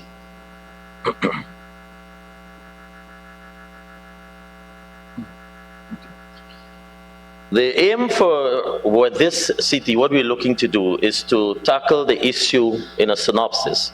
Look at, in terms of Guyana, where we are now, we are below the seabelt. And so this area, Silica City, is one that is within, first of all, a high area. Secondly, it's called Silica because you've just heard from the presentation by Minister Vikram of what we have in terms of our strength with silica sand, and so that hence the conceptualization of the name, the Silica City. And it's therefore intended to be the creation of a vibrant, sustainable, resilient, and modern city. Its vision is in keeping with our overarching low-carbon development strategy. We have that model for the world in terms of sustaining our cities, in terms of managing both of harvesting from the environment, but maintaining the level in terms of the pollution.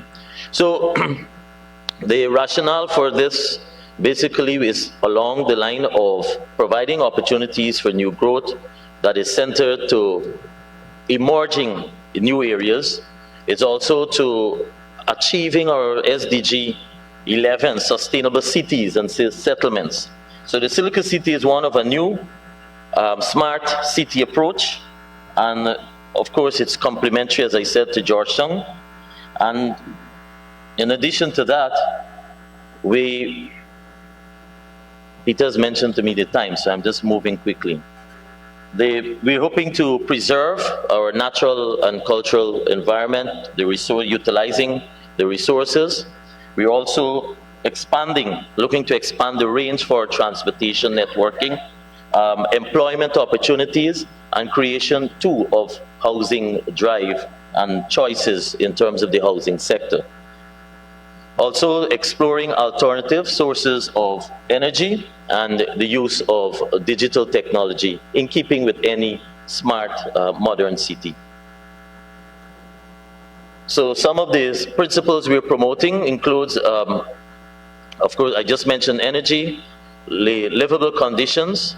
In this will be the development of transportation, connecting within the area, as well as preserving, as I said, where we have the natural environment, but the homes we're looking to construct must be affordable.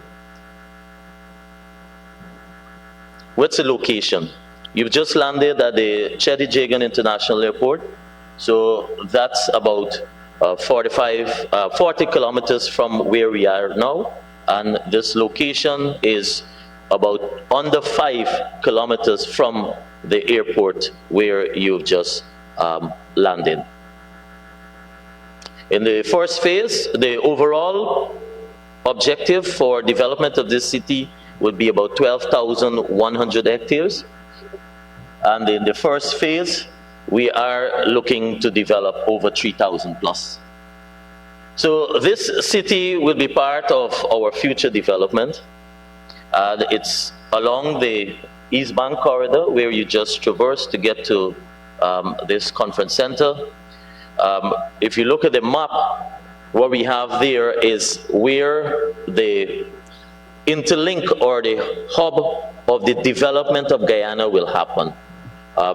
We have let me use here so you'll have.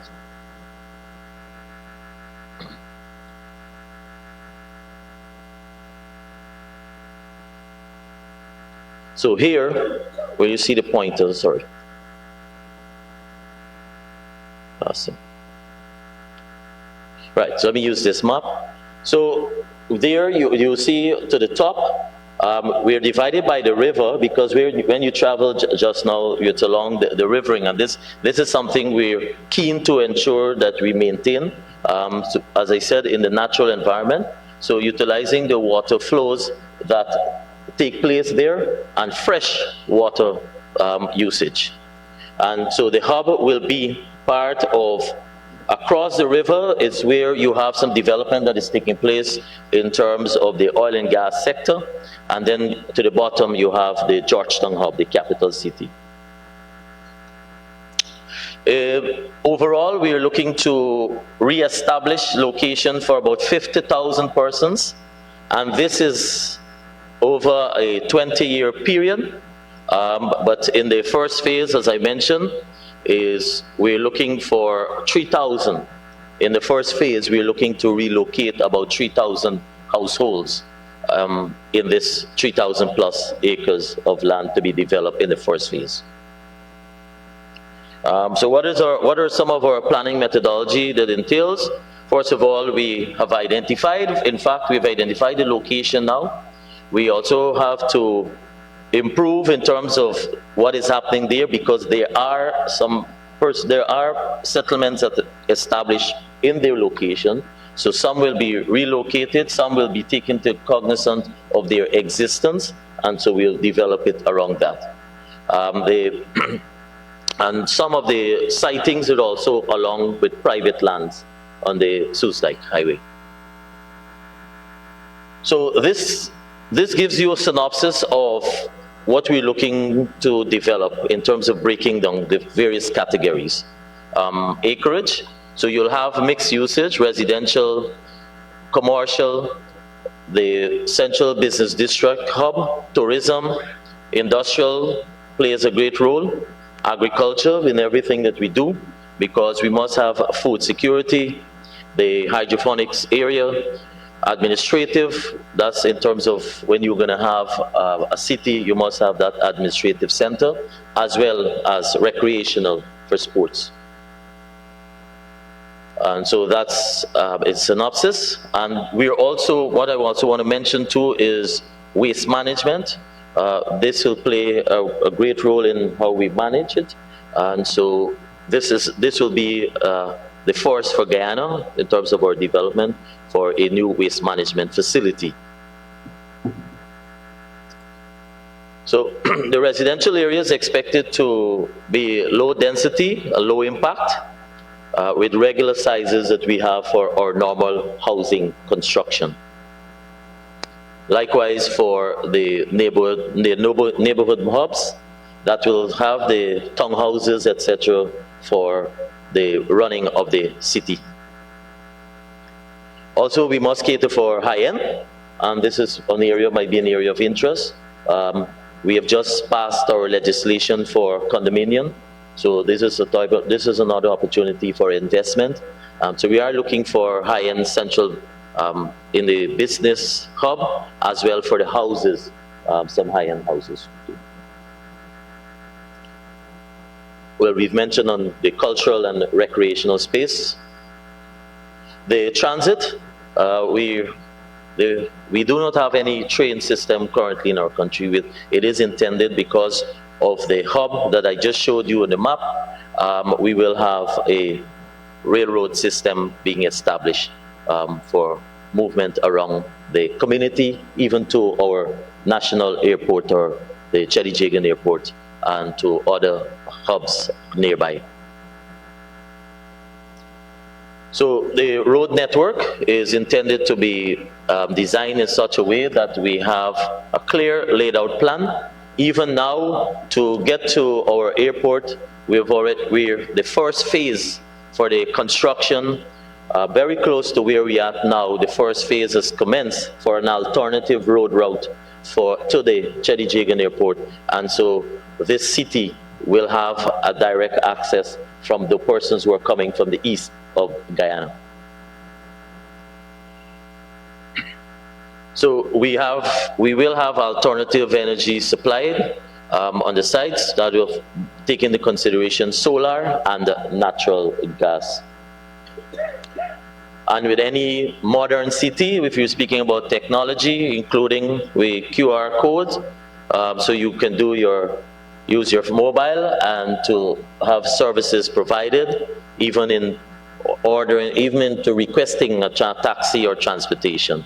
And so it will be fully electronic and ICT update. The drainage network is intended to provide for catering in terms of usage for waste water, and it's also will be developed from scratch, and so will be modern in terms of our layout, having covered drains, etc. So We will be providing, we expected a modern sewage system be constructed, and to ensure that we manage our waste disposal effectively, and practicing recycling too. So this is an opportunity for investment in terms of a modern waste water treatment facility for this Silica City. I've mentioned agriculture because we must have food security and self-sustainable, but it's intended to have its own support and utilizing modern technologies in the area for agriculture, shade houses, etc. Tourism, the tourism minister is coming just after this, but they will have some aspect of our tourism. Part of our strength in this city, as I mentioned, is our streams, the water that is flowing, and so we're harnessing that and capturing that usage as part of our transportation network. So you will have a bit of, in terms of utilization of boats and of course high-end jet skis, etc., that persons who want to do so at their leisure. This is intended, this area, the Silica City, is intended to have an integrated overall space strategy that must encompass education, technological, scientific, and recreational facilities, all harnessed within the modern city. So we have identified a phase one. I mentioned to you what is our 20-year plan for the development of the full 12,000 acres. In the phase one, these are our priorities. The establishment of the golf course facility. Here is another opportunity for investment. An eco-industrial park. The phase one for housing development, where I've mentioned earlier about 3,000 households we're looking to establish, and the town center, because we must do that early once we establish in the city. And the golf course is expected to be about 9-hole golf course, and that's the layout we've had so far. So we've already conceptualized the design, and this is one of the attractions we're looking for persons who, from the tourism perspective. So you have just off from our airport, arrive at the Chadijigan airport, under 5 kilometers, and you have a facility so that you can come and spend some leisure time. And these are the amenities that is intended for the golf course. We will have hotels, recreational facilities, clubhouse. Our eco-industrial park will be an amalgamation of industries that can benefit from both operational and marketing linkages. It is intended, this area is intended, we intend to legislate to make it a duty-free zone. And so we do have models in Guyana for this. So here's an incentive for persons who want to invest these are potential opportunities. What are our ongoing activities currently? We have already commenced the process of the land acquisition. All lands are owned by the state, and that is our state lands are called Guyana Lands and Survey Commission. We have finalized the design. We have into the stage of consultation. This is part of what we're doing here now, so that we can highlight this, and these provide opportunities for you if you're interested when we have the breakout session, any particular area that you're interested in terms of investing. Housing development, the phase one for catering for the 3,000 households in commencement, and the completing our preparatory plan for the development for the Silica City. Costing, us can't speak without numbers. And so this is what our initial cost is looking for. We've identified our phase one in terms of with the preparatory works, and modern in terms of if you're talking about 3D modeling. And so this is our initial investment that we're looking at for the city. Of course, we can go more in depth in some of the particular areas of interest that you may have, that you may want to invest in. So we're talking about 408 million US dollars. These are for the breakdown in terms of for the design and feasibility, as well as the infrastructure, what some of the costs that it entailed in terms of the infrastructure, land preparation, drainage, roads, sidewalks, the electricity supply, as well for street lighting, modern street lighting.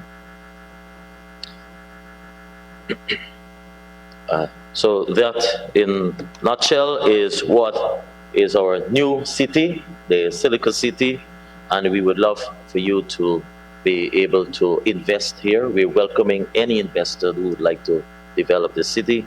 As I've said, we are looking to start preparatory work in terms of clearance, etc., this year.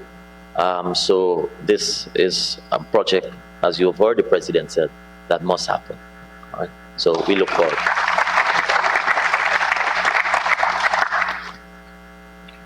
Thank you, Minister Kroll. Next is the Honorable Onage Waldron, Minister of Tourism, Industry, and Commerce.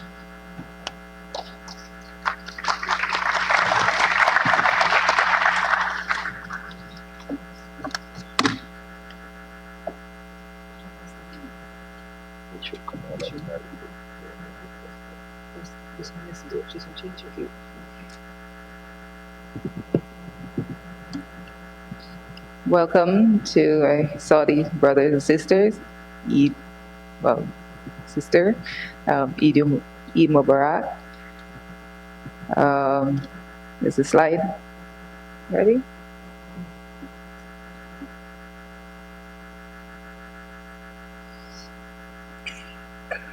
While we wait for the slide, just to say that as a government, we have decided that our aim and our goal and vision is to have Guyana be the premier tourist destination, premier destination for investors. The country profile, as you may know, Guyana is located in South America. You just came from Jamaica. Historically and culturally, we are part of the Caribbean, but we are located in South America. We are, in fact, the only country in South America that speaks, the official language is English. We are 83,000 square miles. It's a significant size compared to the rest of the Caribbean, but I know for you it's 1/10 of the Kingdom of Saudi Arabia. We are bordered by Brazil, which has a population of 200 million. Our climate, hot and wet, some rainy season and dry season. And we are significant to know that we're outside of the hurricane zone.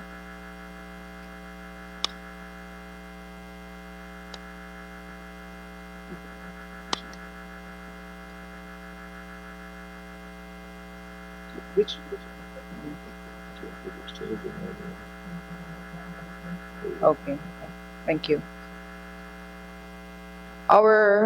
As you mentioned, Jamaica, their product, as you know, is the white sand, blue seas. Guyana has our distinct tourism product is ecotourism. And because of where we're located in South America, in the Amazonas, our tourism pillars are nature, adventure, culture and heritage. You heard a lot about our culture from the previous presenters, birding, and conservation. We have prolific wildlife because of the fact that we have such dense forests. We have a wealth of natural and cultural heritage attractions, and tourism is a prioritized sector for the government. And as a result, we're having increased infrastructure development to get more and more access to our tourism and lands for tourism. It should be noted that we have had international recognition for our ecotourism product. From 2019, we've been getting awards such as the top 10 sustainable destination, the Destination Awards from the Caribbean Tourism Organization for sustainability, #1 ecotourism destination, and the list goes on and on. International awards such as the second best of the Americas at the Sustainable Destination Awards, commendable status at the World Responsible Tourism Awards. We won, beating out hundreds of candidates for the Stay Safe destination video at the Golden Gate Awards in 2021. And we got a place in the top 100 destination sustainability stories. You see the trend here at our ecotourism is about sustainable tourism. We won second place in the communities and culture for the 2022 Green Destination Story. Why are people visiting Guyana? We've had several honorable mentions in the in prestigious magazines and publications and TV shows, the Today Show in the US, Condé Nast Traveler, Wall Street Journal. The 20 best places to go is Guyana, 50 best places to travel, the top 20 destinations to visit, and all of these honorable mentions. Guyana is the place that most people are talking about, not just because of oil and gas, but oil and gas certainly has turned a lot of faces to Guyana, but also to enjoy our ecotourism. We have had a significant feature, 32-page feature in the National Geographic, where Guyana was once again featured. Currently, our tourism supply or assets is the resort. In terms of the resort landscape and lodges, it's mostly mid-tier and rustic lodges amounting to about 250. And in terms of our hotel landscape, we have mostly boutique hotels locally owned. We have had an expression of interest. The government published an expression of interest for internationally branded hotels because we recognize that we need to improve the room stock of high quality rooms. With the number of rooms that are required, 4,000 rooms in Guyana, we have had a response to our expression of interest that will see a total of about 1,500 rooms by 2025. And so you can see right away that there's an opportunity there for investment because more rooms, high quality rooms, are required and needed. This is the map of the projected hotels that we currently have coming on board at the Chedijakan International Airport that you just landed, and in other locations on the coast. There are projected hotel locations. In terms of our source markets, this continues to be a work in progress. We are actively always engaging to attract new airlines to Guyana. Currently, we have connections to New York and Miami airports through the Caribbean Airlines, American Airlines. We have a connection coming out of Panama with Copa and Suriname Airways. Suriname is on our border country, and we have a few Caribbean regional airlines in the Caribbean and Aruba Airlines. We are currently in discussions with the Virgin Atlantic, Qatar Airways, and the advanced talks are in place with the London and Georgetown route. So to reiterate, Guyana is open for investment for hotel accommodations, and more importantly, we have developed a concept paper for a 500 high-quality 5-star hotel with a accompanying conference center.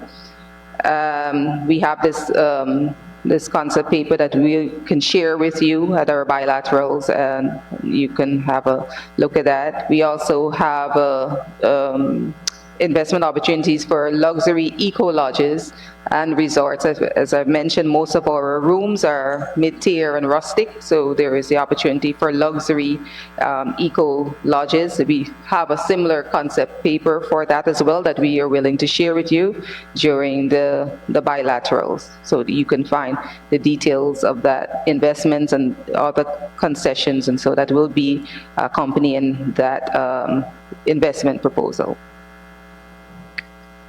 The eco-lodge opportunities, Guyana has over 300 waterfalls, so there are many places that you can develop the eco-lodge.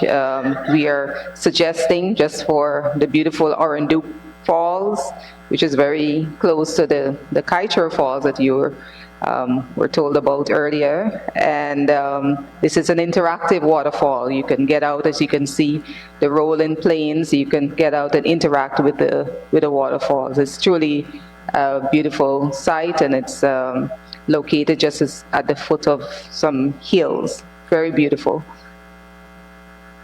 That's the Orunduc.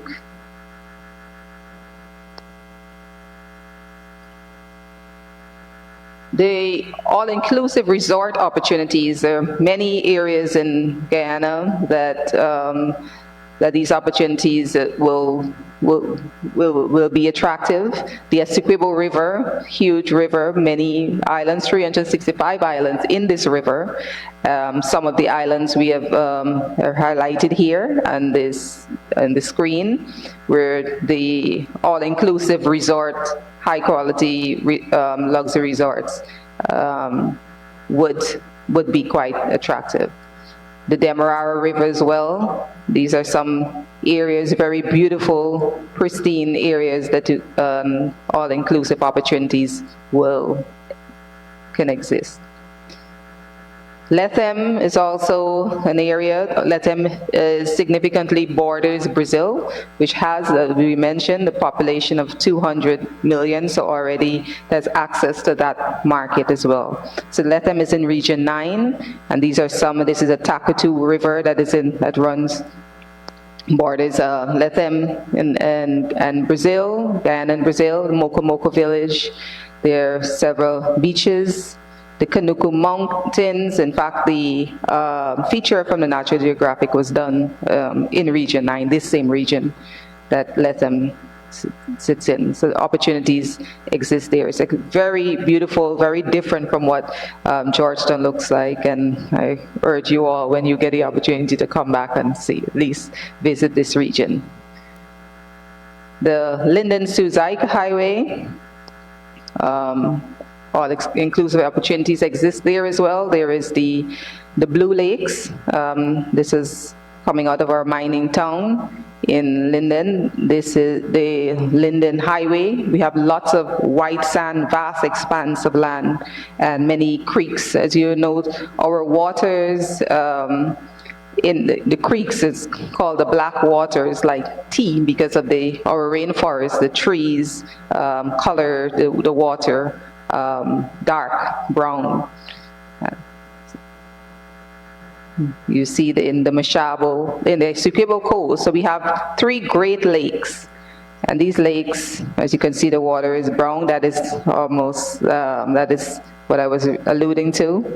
They almost said that the waters have healing properties because the leaves of the trees has colored the water this way, but it's still clear, but you can see that it's reddish brown. So these are the Great Lakes. These are also opportunities, very beautiful, very vast, expansive lakes in the Essequibo Coast as well. These are opportunities for all-inclusive resorts. And the glamping, the luxury camping that has gained tremendous popularity, which is the camping outdoors, and at all of those locations I mentioned, there's opportunities for that, where you have the luxury and amenities and facilities for camping.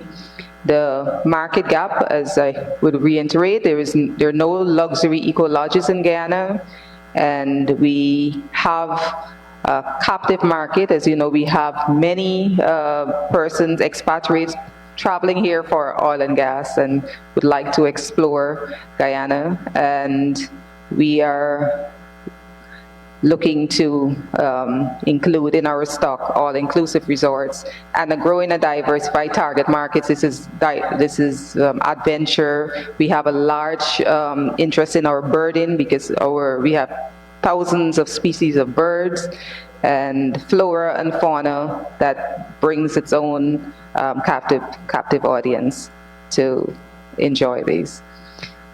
These are once again divided by regions of the different opportunities that are available, and we can have further discussions in these in the bilateral, but I did allude to those as we went through the different locations.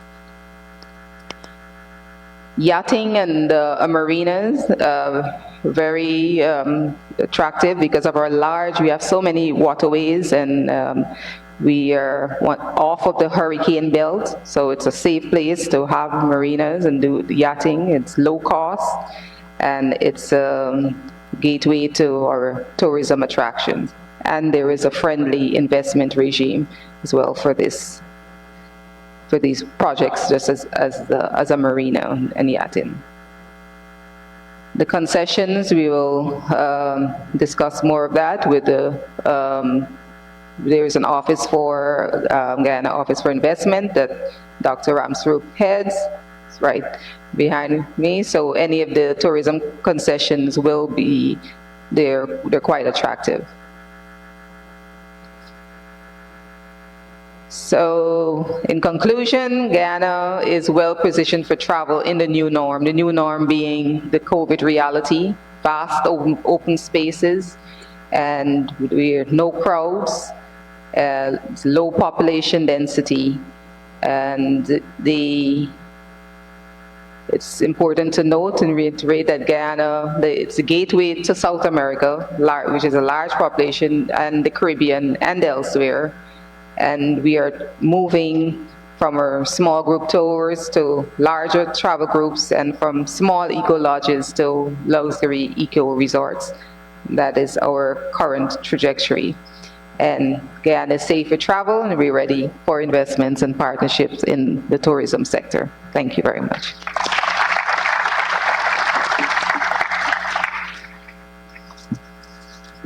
Thank you, Minister. Our last